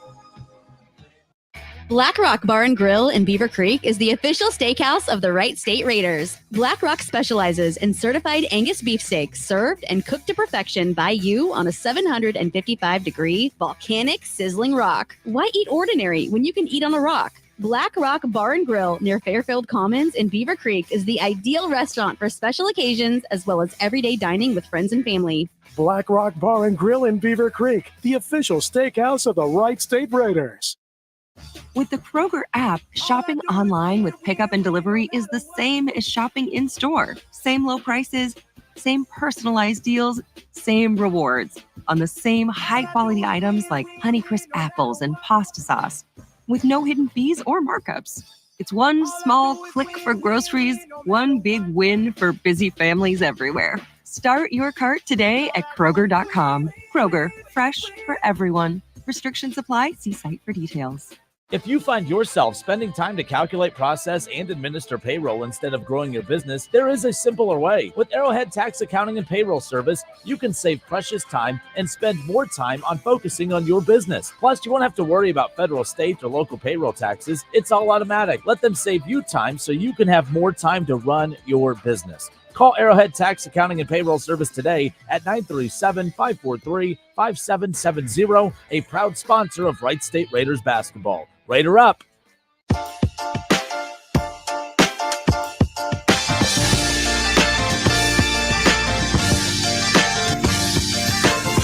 Justin Kinner back with you here on Dayton's ESPN Radio 1410 Wing AM. We're set up live here over in Fairborn. We're at Wright State University's Nutter Center ahead of the Raiders' quarterfinal matchup tonight against the Norse in Northern Kentucky. Chris Collins and I will be on the call. It's an 8 o'clock tip-off. 8 o'clock is when we go live here coming up later on this evening, so keep that in mind. So We'll get into some more college basketball stuff around the corner, but I had a lot of people blowing up my social media yesterday, upset with some comments I made regarding Nick Chubb and Joe Flacco.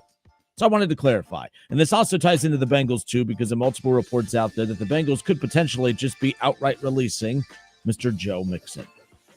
Let's be clear about on a couple things. I am a huge Nick Chubb fan, right?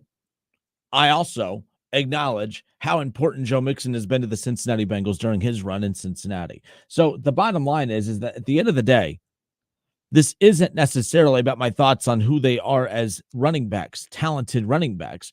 It all comes down to the business side of things. Kevin and I discussed this on yesterday's show. I said the majority, if not all, of my football opinions generate from how does it make business sense, not whether they're talented or not. Of course, these dudes are talented. The whole reason that we're discussing these dudes is because of the fact that they're talented and worth the money, but it has to make sense business-wise. It has to make sense with the cap. And that's the number one thing that these front offices are all trying to dissect and figure out. So the hot take that had everyone fired up yesterday was when we were talking about the fact that the rumors started, it's not rumors, reports had come out from Joe Flacco's side that they have talked with the Cleveland Browns over last week, of course, during the Combine, and that both sides are mutually interested in reuniting for the 2024 season. In fact, Joe Flacco has gone on to say that that's his number one destination, that's his number one spot he would pick over anything else, potentially even starting jobs, which is pretty wild. That's pretty wild. So we got to talking about the importance of Nick Chubb as well. And I said, well, look, let's just say the Browns are put in a spot where they could only pick one. Nick Chubb or Joe Flacco. Which player is most important to the Browns in 2024? And I said that Joe Flacco is more valuable to the Browns as a backup quarterback in 2024 than Nick Chubb is as a starting running back to the Browns in 2024. Joe Flacco, to me, has more value, big picture, than Nick Chubb. Now, a lot of you are questioning this. So if you had to pick between one or the other, you could only have one on the roster. You're picking Joe Flacco over Nick Chubb, and the answer is yes. The answer is yes. Look, we saw last season when Deshaun Watson went out that it wasn't just a plug-and-go situation. You could talk about the fact that they won a lot of games. They made the playoffs with 4 different quarterbacks, and Flacco was not. He was the 4th quarterback in that run, of course, yes. They won with P.J. Walker. They won with Dorian Thompson-Robinson. They won with those guys, but they didn't win because of those guys. There's only one quarterback that stepped in and actually went and physically won games for Cleveland, and that was Joe Flacco. That was Joe Flacco. You know, when you look at the win over the San Francisco 49ers, that set offense back decades. When you look at the win over the Pittsburgh Steelers, DTR, that set the offense back. That set the offense back decades. It was horrendous. But then you watch what happened when Joe Flacco came into play. You had Amari Cooper, who looked like the best receiver in the AFC North. That's not a shot at Jamar Chase, because I think he is the best receiver in the AFC North. But all of a sudden, Amari Cooper putting up 200-plus yard performances and looking just like an outright unstoppable number one option in this Cleveland offense all of a sudden. But what happened when Nick Chubb went out in week 2? Okay, what happened after he went out? The Browns would go on in weeks 3 through 17 and be a top 10 rushing offense in the National Football League because of that offensive line up front, because of the elite passing game that obviously unfolded as the season went on post Deshaun Watson after he goes down with the injury. To me, it's a no-brainer. Joe Flacco makes the most sense. Now, you're saying, well, what if Deshaun Watson's fully healthy for the season? That's the gamble. That's the risk that you take, because if Deshaun Watson is healthy for a full season, I'll take the Deshaun Watson that we saw in that win against the Titans. I'll take the Deshaun Watson that we saw in that win against the Baltimore Ravens on the road when he was 14 for 14 in the second half for 126 yards, 2 touchdowns, including a rushing touchdown, and was unstoppable. Deshaun Watson / David Njoku were the perfect 1-2 combo. And then guess what? Joe Flacco / David Njoku became the perfect 1-2 combo and really started to resemble a lot of what we see the Kansas City Chiefs do. Okay? Joe Flacco, Deshaun Watson, they are not Patrick Mahomes. But when they are clicking, this offense is better than Patrick Mahomes' Kansas City Chiefs offense right now. When you look at the offensive line, when you look at the tight end, obviously advantage tight end Chiefs. However, I don't think the Browns are losing sleep at night because they have David Njoku and the Chiefs have Travis Kelce. You have Amari Cooper, who's better than any receiver that the Kansas City Chiefs have. The run game, as good as the Kansas City Chiefs. Like the Browns and Chiefs have a very similar type offense, except the Browns have a slight advantage at wide receiver, in my opinion, because of Amari Cooper. Obviously, the quarterback elevates everyone else for the Chiefs. The bottom line is I bring this up because the Browns were as good as the Chiefs without Nick Chubb because of having Joe Flacco. And it would be the same case if Deshaun Watson was healthy. But the problem is this isn't a question of whether Deshaun Watson is good at quarterback. It's a question of whether he could play quarterback, whether he could play at all. The guy's been so fragile. I've got into multiple arguments with Browns haters at the beginning about the durability of Deshaun Watson. I said, I'm not worried about that. Deshaun Watson's a top 5 caliber quarterback. At least he was when he was back with Houston. He was only 27 years old when he got to Cleveland. I think now going to be going on 29 now. But if the guy could stay healthy, I mean, he had his best game of the season against the Tennessee Titans, and then we didn't see him for a month. Then he comes back and has his best game of the season, second best game of the season against the Baltimore Ravens, the most impressive game because of how good he was and who he was good against. And then we don't see him for the rest of the season. And then it was ugly for a few weeks before the Browns finally caved and brought in Joe Flacco. Folks, it's not a hot take. I'm not just saying this for clicks or for views or for listens or whatever you guys always try to chalk up every radio host hot take to. Oh, you're just saying that so people listen. Here's a little secret for you. The whole purpose of doing a sports talk show is to say things that people will listen to. So yes, that's kind of the point of doing the job, but that's not what you're insinuating. You're insinuating that we're just saying things just to get a reaction. Although that is an art in this business, that's not what this take is. I just provided with you context of why I believe what I believe. Joe Flacco saved the season last year for the Cleveland Browns. Deshaun Watson and the Cleveland Browns would have been just as good moving forward had he stayed healthy. You need Joe Flacco. You need a backup more than you need a starting Nick Chubb. Was the Browns rushing game as coming to you live from the Superbook Sports Studios in Kettering? You're listening to Dayton's ESPN Radio, 1410 Wing AM. Wrestling fans, we have a hell of a card for you tonight. It's Dayton's only local show dedicated to all things professional wrestling. Ladies and gentlemen, my name is Paul Heyman. Just a reminder, cards subject to change. Now, we send you to the WYNG studio with your hosts, Ben Camara and Big Kev. I'm the king of rock. There is none higher. Sucker MCs, you call me sire. To burn my kingdom, you must lose fire. I won't stop rocking until I retire. Big Kev, Big Camara, card subject to change. 2 hours, y'all. We did it. We in the building. We 2 did hours. It. Thanks to you. You can tell the streets. We back up. We back up. Hey. Oh yeah. So it's very rare. I'll tell you. Let me double back here. So I play a supervillain. I sometimes play a superhero. Mm-hmm. Very rarely. It's very rare we get a real life superhero physically in the studio with us. Ladies and gentlemen, a warm welcome for my 20-year-long dear friend, Jeremy Ganger. Everybody give it up. What's up, guys? What's going on? What's going on? You guys doing well tonight? Oh, man, we're doing real good, man. Hey, I'm Firehouse protecting now subs. since you here, so we all good. Ready. Oh, my goodness. So I'm going to kick it over to Big Kev. Let's talk a little bit about, let's get to know the man, the myth, the territory legend, Jeremy Ganger. Kev, why don't you kick us off with some good questions about the man? Going to kick it off real quick. Now, how did you discover wrestling?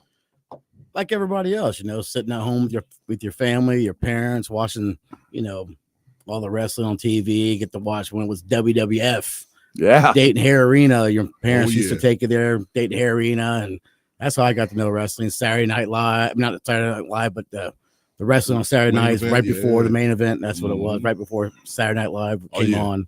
So, man, those were the good old days. They were the good old days, that's for sure. Some of that good stuff right there. Now, what was your first wrestling experience? Being with my brothers, we always. We put the mattresses on the floor, covered up with blankets, and act like it was a canvas, and then we pretend we had ropes and whip each other from wall to wall and pretend it was ropes, taking these big bumps. And Mom and Dad would always, why are you guys always hurt and bruised up? What was your finisher back then? How did you finish one of your brothers? Honestly, the finisher was just jumping on top of him from the bunk beds. And then that's a real life finish. Always. But then the biggest memory about those days is when we were watching Hulk Hogan doing the big leg drop. So we had an idea. Brother gets slammed on the ground. I come off the bed with the big leg drop. Mm-hmm. As soon as I hit it, leg snapped in two. What happened? Did your parents put the kibosh on wrestling after that? My mom and dad did not like that, and they told us never again in their house. And, never again in their house. They were not happy. He said, not in the house, but in your house is all good. In my house is great, yes. Who are some of your influences in wrestling? Man, Taz is one of my biggest influences in wrestling. Mm-hmm. You know, his impact of wrestling, the way he did the suplexes, the hips, and the way he did them all with Bam Bam Bigelow, the way he and ECW. Some of my other favorites, Eddie Guerrero. Yeah, wow, he big influence the way he talked on a mic. I mean, he always spoke from the heart. Mm-hmm. If you ever hear his promos when he's speaking from the heart, that's when I think the best promo for any wrestler is from the heart. Something that's not scripted. True. You're spot on, man. I could tell that for your promos way back in the day, even. It wasn't flashy. There were no catchphrases. You were just like, hey, me and you were going to fight. And it felt like we were going to fight. So that was some really good stuff, man. So I think, what was your first foray into professional wrestling? The way I first got into professional wrestling, I did this company with Big Jim Hutchison. Oh, Big Jim. Love Big Jim. Yeah, Big Jim's an awesome guy. And another guy named Tommy Blaze. Yeah. And I worked for them at DCW. Mm-hmm. And I did a lot of wrestling there. Then remember the HWA down Montgomery County Fairgrounds? Yeah. Well, it's a great gimmick. You had to pay to wrestle. Really? Yeah. You're talking about the World War III Battle Royal. So back in the day, this is a good little moneymaker for HW. I don't mean to interject here, No, go but ahead. we had the WWF 20x20 ring, and we had 2 Monday Nitro rings. Well, one was Nitro, one was Thunder. Yeah. So when WWE bought that stuff, they didn't know what to do with it because they didn't have anywhere to store it at the time. They don't have the warehouses they had now. Mm-hmm. So they gave us the old WWF ring, then they replaced the Raw one and replaced the SmackDown one, and we got the 2 WCW rings. And every December we would have the World War III Battle Royal where independent wrestlers from all over would pay. What'd you pay? I think like $20, $30. Yeah. I don't remember what it was. It was like $20 or $30. You had to prove you were able to not hurt yourself in there. Jeez. And we would have 100 dudes in that thing? Oh yeah. People came from everywhere. Yeah. Wow. Like, HWA was the thing back then, man. And people just wanted to get their name out there. And I'll tell you what, I learned something new every day. You had to pay to wrestle. Yeah. For that battle Just royal, that you match. paid the wrestle to get scouted. Wow. And you weren't guaranteed anything. Mm-hmm. I want to talk about that match real quick and talk about the rings. Was it like a different style of rings that they had? Oh, those rings, you didn't feel a bump at all. Mm-hmm. Really? Yeah, Wow. it was great. Those rings are amazing rings. WWE rings are, I remember being in that training center. Those rings are amazing. Mm-hmm. Yeah. We're going to talk about that here in a little bit too. Now, what was your first show that you attended? That I attended as a fan, I would probably say it was a WWE show at Dayton Hair Arena with my dad. Oh yeah, yeah. I remember seeing the great Adrian Adonis was there. Oh wow. So I remember seeing him, and that was a show where I remember watching him get punched out by a referee. Really? Wow. Was this pre New York Adonis when he had the leather jacket? Or No. It was dress Adonis. It was dress Adonis. Wow. Okay. Yeah, let's take it back right there. Now, as you did say, you are a professional wrestler. Now, when in training, what was it like when you took your first bump? The worst headache I could ever have. Oh, wow. So everyone always says, make sure your chin's married to your chest. Yeah. That's not a lie. When I took my first bump, I felt whiplash immediatally. Oh, wow. And I just lay there on the ground. I was like, and I told myself, is this what you really want to do? Wow. We all have that moment. I'll tell you what, and he's right too, because I've done a fantasy camp. I've done 2 fantasy camps, and they teach you how to fall, and you got to have your chin deep way into your chest before you do that first bump. And when I tell y'all something, I did that first bump. Woo! It knocked me out a little bit. It kind of took me for a loop. I'm like, wow, do y'all really do this every time? God, A lot of times, yeah. What is going on? Now, what was your first impression of the business when you first got your start? I first got my start, and it was something I love. I was working a regular job, and I was like, man, this is something I would love to do for the rest of my life. Oh, wow. When you go out that curtain, you got people cheering for you, and you got kids looking up to you. It was just the best feeling in the world just to go out there in front of anybody. I don't care if it was 10 people. You perform like you were in front of 1,000 people every match, every show. It doesn't matter how many people are there. Yeah. And it was just amazing that rush you get. Do you remember your first show, your first opponent?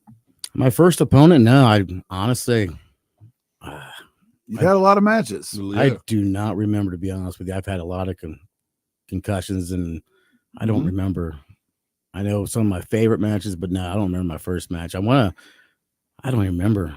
It's been so long. I don't know. What year was your first match? Was it 03? See, I've been doing this for a little more, almost 20 years.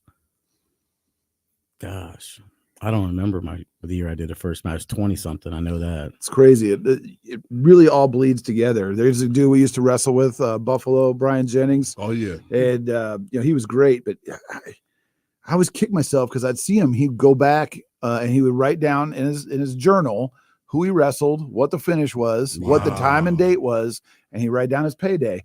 And I'm telling you, he literally had, if you went to his apartment, it was like 3 phone books on top of each other of journals that he would write all this stuff down in. Wow. And I feel bad because I feel like I should have probably done that too. I wish I would have done that. I never thought of that. Yeah. I was like, you do something like that. It's like, wow, I never would have thought of doing something like that. And it's like, you looking back, it's like, wow, I guess I should have kept up with something like that.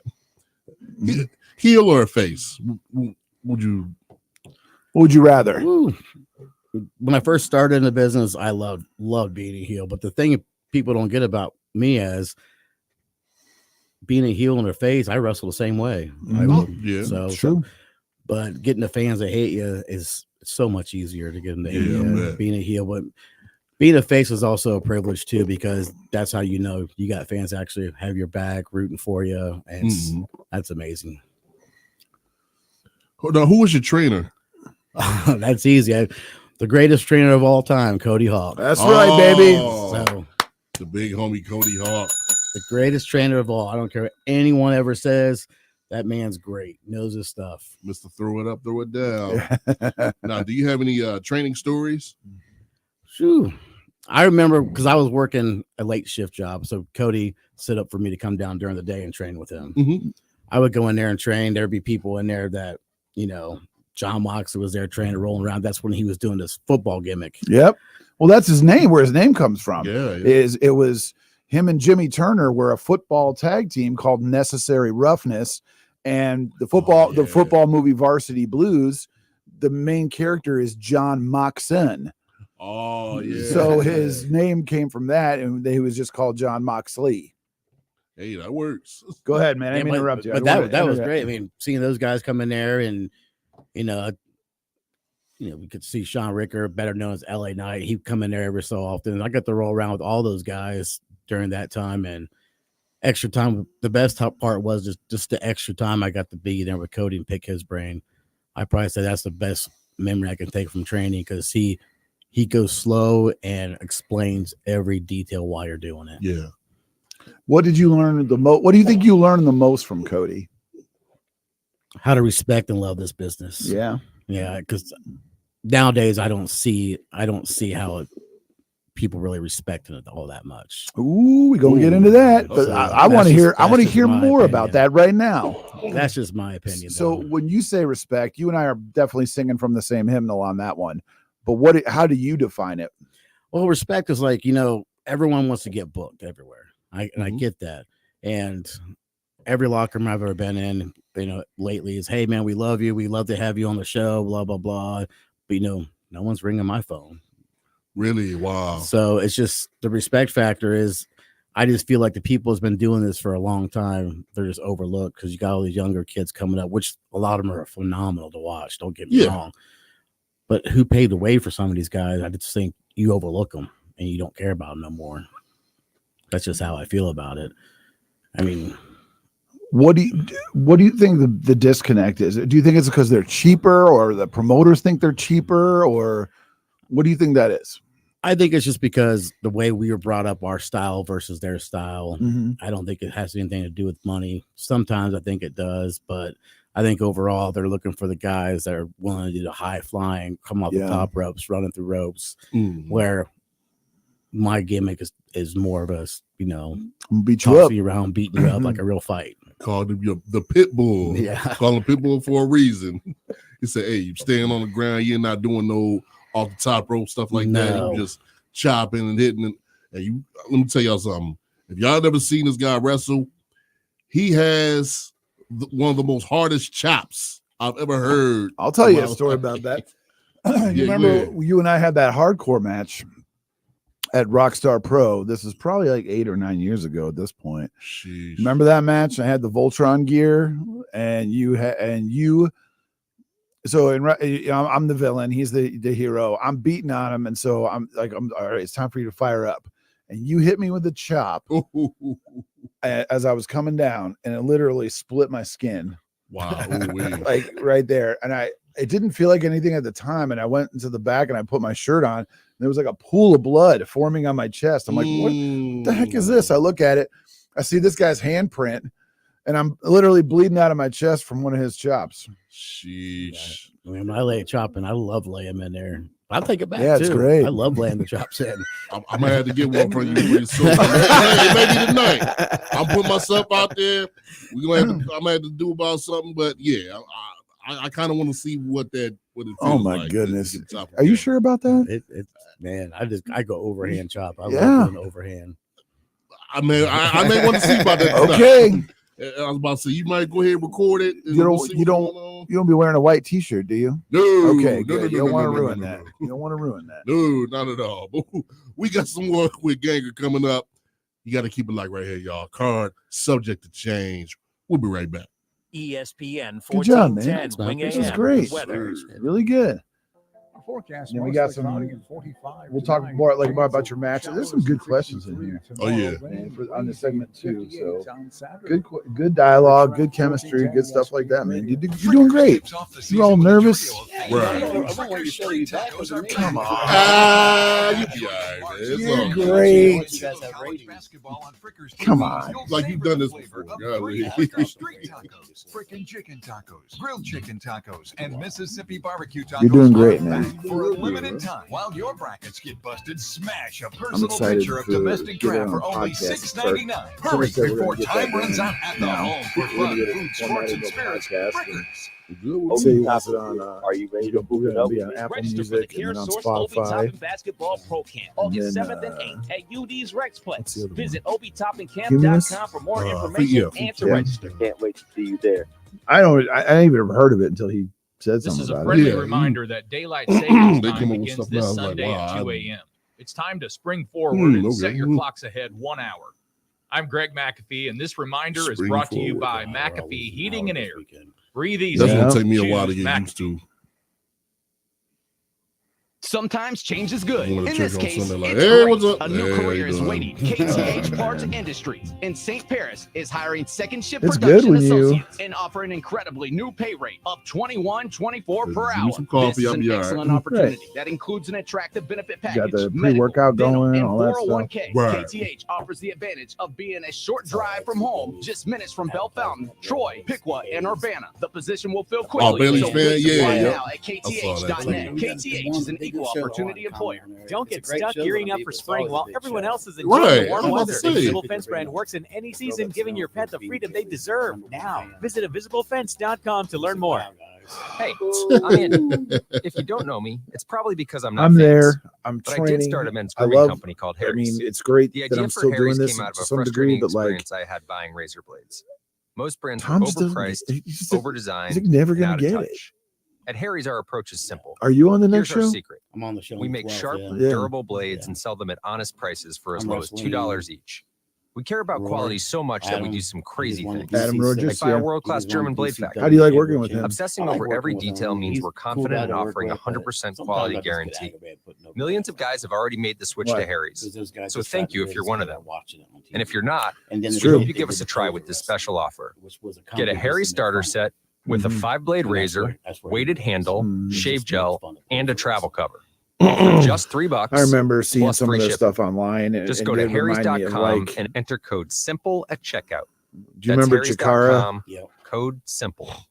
I Enjoy. would watch that, Let me and I tell you would about just, the advantages I'd be of sick, driving man. with I my want to take the friends at DVD Cordell out and just snap Transportation. it. First of all, for the new year, they're offering brand new equipment to drive. They've Yeah. purchased new equipment, and not a lot of people could say that, but they've got it, and they're ready to roll with you. Cordell Transportation is offering an incredible And there were some people like $5,000 Beast sign and on bonus Diehard paid and over 18 months. If Matt you're an Ryan experienced and Class A other CDL people that driver were looking like for excellent legitimate benefits, dudes or home whatever daily around here. dedicated lanes, Tom's no always touch like rates, been and that apply way. today Diehard. He's like online always at been like CordellTransportation.com. wink, wink Cordell about wrestling. You know what I Transportation, mean? driven to Like, succeed. yeah, and he goes out there drunk. Man, and what a great move I by don't know. Johnson. You can't draw it up I any like him better as a than that, person, Jim. Perfect but just use of the like, ratchet I- and then finishing it off by replacing that drive belt. That was impressive. Play-by-play coverage of appliance They repair. wouldn't book Not him? that exciting. A to Z appliance repair, bringing your broken appliance back to life. Something to cheer about. For expert repairs on broken washers, dryers, fridges, stoves, and more. Follow the MVPs at A to Z. Visit A to Z1.com. That's A to Z, the number 1.com. Cards subject to change with Ben Camara and Big right. Kev. Right Segment here two. on 1410 ESPN Radio. The Wrestlers. I'm just a fan. I'm Big Kev. He's Ben Camara. He's Jeremy Ganger. What you do to Stop side, saying man? just a fan, man. You're more than just a fan. You're going to be a great world champion one day. We're gonna make it happen. One day. We'll see One about day. it. One day. You got to get over that. You got to get over hitting that mat too hard, man. Yeah, this is true. Kind of knocked me out for days a couple times. We were talking about in the last segment. I was thinking about, like, I took to the bumps quickly. What got me was that WCW Nitro ring and hitting the ropes. Oh, I had such a yeah. bruise on my back. The cable, the WWF ring, that's a real rope. Yeah. But the WCW ring is an elevator cable wrapped in like a garden hose. So, wow. so when you hit that thing, it's designed to be super tight because it had all those Japanese and Mexican wrestlers, right, doing the flips and everything and the springboards. I'm telling you, man, I remember the first 3 or 4 weeks of my training, it hurt so bad I couldn't even sleep. That was my am I sure I want to do this moment? That's for sure. Sheesh. Yeah, running those ropes, that's a killer right there, too. Get back right back into it. Ganger, what is your wrestling style? Honestly, it's more like hard-hitting action. It's old school. I'm gonna hit you hard so you know I hit you. Yeah. So there's nothing really flashy about me at all. I'm coming to the ring, I was that guy that you knew I was gonna hit you. You're gonna hit me. We're gonna have fun. We're not gonna make this wrestling look bad, make it look fake. We're gonna lay it in and hit each other. Yeah. Right. Hard style wrestling. That's all that I ever do. Hard style. Would you say that, you talked about Bigelow and Taz being an influence? Would you say that like Vern Gagne might have been an influence too? Absolutely. But I mean, that's what I think when I see you like wrestle. I think like hard hitting, good holds, good throws, good suplexes. It's kind of like a mix of everything. But Vern Gagne is like the foundation. So would you say that'd be accurate? Be accurate, yes. I would definitely say that. I mean, because like I said, nothing flashy about me. I bring my real character to the ring. Yeah. He's not coming out with no jacket or sunglasses. Nope. And he's rocking no knee pads. Nope. Jeremy Ganger is Jeremy Ganger. Yep. That's right. What you see is what you get with him. Pretty much, even in real life, that's what it is. Hey, there it is. Now, my personal thing was I first saw you against Aaron Williams at Rockstar Pro. That's my first taste of Ganger right there. So how did that match help you as a wrestler? It helped me focus a lot more because I've been doing this about as long as Aaron, maybe even longer. Aaron he's a great wrestler, not only in the ring, but the knowledge he has about wrestling. It's unbelievable. He will tell you the truth, what's going on. He'll help you look good. He'll make you look great. But the way he impacted me with that wrestling, he showed me that I don't have to always hit someone so hard where they have to feel it, everything. Right. And because, man, Aaron's just a great influence as a man too. So great dude. He's a great guy in and out of that ring. He's a really good guy. Hey, that's good stuff right there. And I think that was our first encounter. Me and you came Tell out the story. ring. Tell the story. Oh, man. Tell the story. This was, let me see, a couple years ago at Rockstar Pro.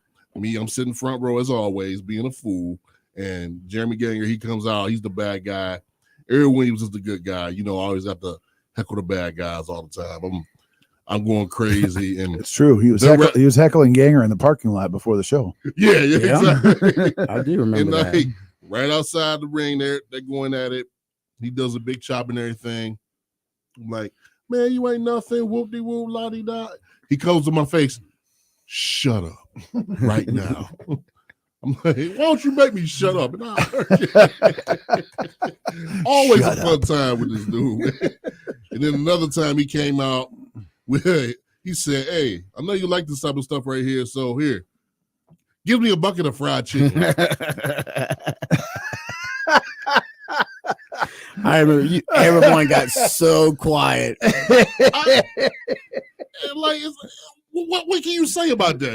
Nothing. You can't say nothing about this. I'm like, no, wait.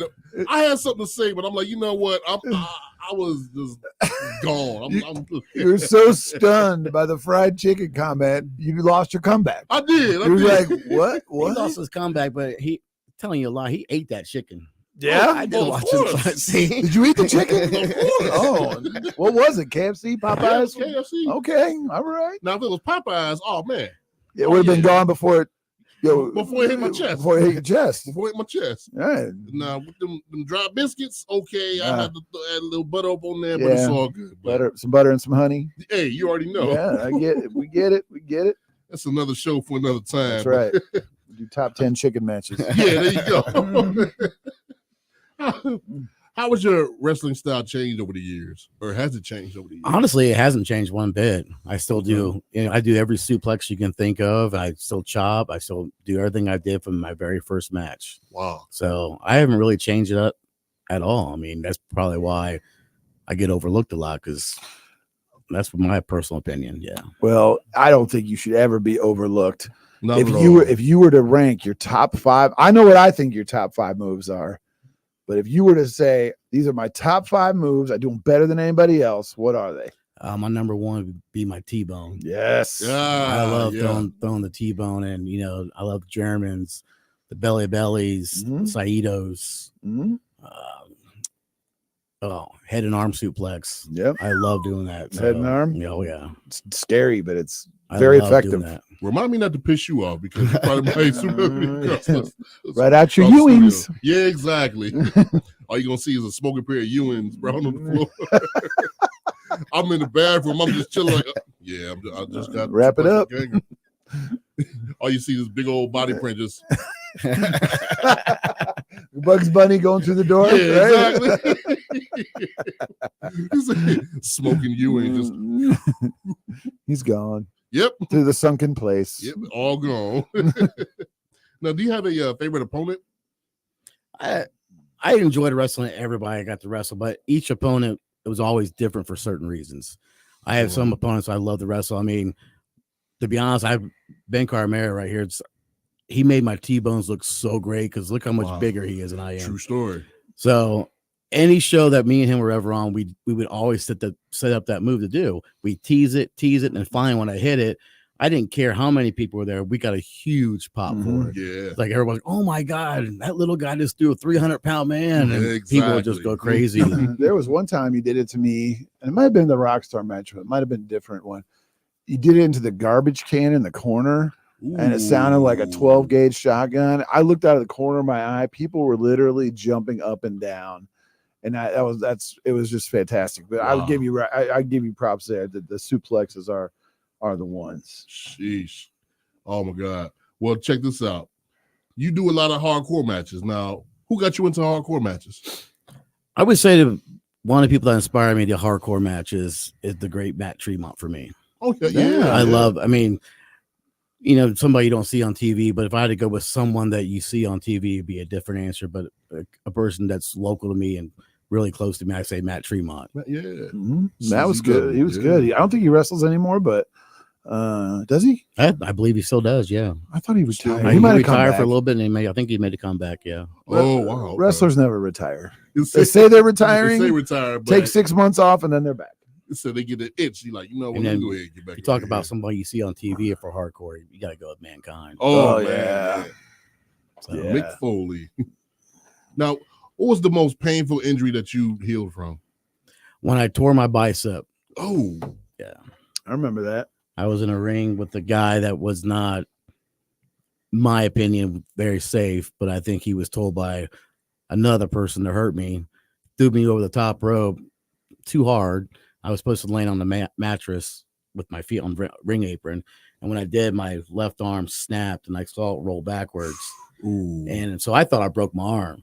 Yeah. So I get back in the ring and Heather Owens was the referee. And I told her, I was like, hey, look, I think I broke my arm. So she told the other guy, hey, he broke his arm. He kept picking me up, throwing me around and everything. What? Yep. He didn't care. He threw me around till he hit his finisher. Wow. Then he got Max. I got right up after the finisher and walked straight to the office. I thought I broke my arm. Yeah, man, they shouldn't have done that. In wrestling, if you have an injury like that, you finish the match some way. Yeah. The person who's supposed to go over should go over. But if you're so hurt you can't do that, just take the count out, man. I can't believe that happened to you. That's just that's crazy. And yeah, we don't really talk about other people's names about that stuff here because we don't want to get into the slander game, but they know who they are. Hey, as long as they know who they are. They know who they are. Now, let's talk about a little something real quick. Let's talk about a little bit of music. Big Kev specialty. My specialty. Yeah, you already know. Now, let's say, hypothetically, you got signed to either WWE, AEW, Impact, somewhere like that. If you were to have anyone to do your music, who would it be? Five Finger Death Punch. Oh, wow. I can see that in you right there. I can see that. Now, what was the craziest hardcore match you have ever been? Man, that's easy. I did a match in Dayton, Ohio against Matt Tremont. We had a bunch of light tubes. I remember that. A bunch of light tubes. I had light tubes. I had all in my back, forehead. We're talking about fluorescent fluorescent light bulbs, ladies and gentlemen. We say light tubes. That's what we're talking about. Fluorescent light bulbs. Go ahead, please. I just want to make sure the audience understood. We had was these light tubes that were about as tall as you are going across these chairs. Mm-hmm. And I took a Death Valley driver through it. And that, man, we went through so many light tubes that night, barbed wire, staples, thumbtacks. That was a brutal match. My goodness. How long did it take to get all the glass out of your back? It took forever. They were picking shards of glass out of me. And then my match was over. A couple weeks later, you can still see little pieces of glass still in my back. Yeah, it was rough. I bet. But it was great at the time. Fans loved it. Oh, yeah. He is. Anytime you get to see blood and stuff like that, yeah, we eat it all up. Well, you're welcome, Kev, because we love it. We love the light tubes. I thank you. Oh, you're welcome, buddy. Now, let's talk about real quick. WWE, they recognized you for what we're about to talk about here in a couple minutes. How did that make you feel? That made me feel amazing and put me on cloud nine because, like, at that time, no one really knew why I was there. I didn't really go up to a lot of people. I'd go up and shake their hands, introduce myself, but a lot of them were busy, so I didn't want to bother anybody. Yeah. And so I was trying to be respectful, but, I got done talking, the show's getting ready to start. I was standing outside just watching the show, and then some guy came and got me and pulled me to the back, and I'm standing back there with Road Dogg and Shawn Michaels and everybody. I'm like, what's going on? They want to show me the gorilla. So I'm sitting there looking at the gorilla. You hear Triple H's music go on. And I was like, this is kind of cool. And he goes out and starts talking about me. And I'm like, what's going on? So that's the thing people don't know is they didn't tell me I was going to the ring. So you didn't know what was going on beforehand? No, they never told me. They flew you down there. What did they tell you that you were down there for? Just hang out? They wanted me to come down, hang out. As they really told me the day before I went to the training center. Yeah. They just want to have me meet wrestlers and hang out with them. Yeah. I mean, I wish I would have did it different. I wish I would took pictures, but back then you're always told don't take pictures. Yeah, don't be you don't want to be like a mark, right? Like, and I wish I was. I really do wish I was. But man, I didn't know. I thought I was just coming down to meet everybody and feel part of the family because When I walked in the training center, they made me feel like I was part of them. Oh wow. Yeah. And I heard about that too with the excuse me, the whole WWE as a family. They like to make you feel like you're one of them. Yeah. That's what I like about that right there. And that whole day, you said you was just on cloud nine. I was on cloud nine. Then, I mean, going around, seeing the training center was amazing, and getting to see a real show at NXT and not knowing what was going down. And Tommaso, I will never forget Tommaso. He came up, gave me this big hug. Tommaso Ciampa. Oh, wow. That was amazing for me because he doesn't know me from anything. And went out of the way to do that. And then the speech that Triple H gave me after it, he whispered in my ear, he goes, "Look, I meant every word I said out here." Wow. So that we're gonna put that on the real. Facebook page because it's up there on YouTube and y'all can see it. I mean, when they put your name on the screen, what was going through your mind? What was going through your body? Oh man, I had goosebumps. Yeah, just like I mean, I got it now just talking about it. When I saw my name on that screen. Oh man, I had goosebumps. I was nervous. I didn't know what was going on, and I felt actually that I was actually someone important. I mean, that's how I honestly felt. But you know, when you go through certain things, you don't think that highly of yourself at That's times. true. And That's true. so- Wrestling's tough on the self-esteem. It really is. But so you get to the ring, you talk to Triple H, and he hands you the belt. Where's the belt now? The belt's at my house. Yeah. But the funny story about that is when they gave me the belt, I was going back to the curtain and I was like, "You guys need this back." I'm like, "What do you mean?" I go, I said, "Wasn't this part of the act or something?" They're like, "That's yours to keep." I was like, "Are you serious?" Because yeah, we meant everything we said out there. Then a lot of people don't know that Shawn Michaels pulls me outside, takes rosary, wrap around my wrist, and just says a 10-minute prayer with me. Oh wow! And we both stood outside and cried. Cameras came out. He asked him to go back inside, and we just had a moment to ourselves. That's good. And that's something right there was awesome. Now, let me ask you this, and I'll totally respect what your answer is. Are you willing to share what you talked about, or you want to keep that private between you and him? Between me and Shawn Michaels? Yeah. We talked about how a lot of people may not. I'm not trying to offend anybody, but we talked about how God was there, how God was watching over my son. And talked about how God was great. He told me God was great to bring me into his life that day to meet him, and how it was an honor for me to meet him. But he said, "No, it's my honor to meet you." We just had a long talk about religion and about being men. Yeah, that's not offensive. That should not be offensive to anybody. I mean, you know, you're one of the best guys I know, man. And when that thing happened, the first thing I saw when I looked at the media was you sitting on the stretcher with a mask on. Yeah. And I was like, oh my God, my heart sank because I immediately knew it was you. And I thought, is he going to die? He's like, this is one of the best dudes I know. And I mean, I'm so glad that you made through. We're going to do one more thing about wrestling. We'll get into that night. Do we got to go to commercial? Gotta go to commercial. All right. When we come back, we're going to talk about the current state of wrestling with Mr. Jeremy Ganger. We'll see you all in about 90.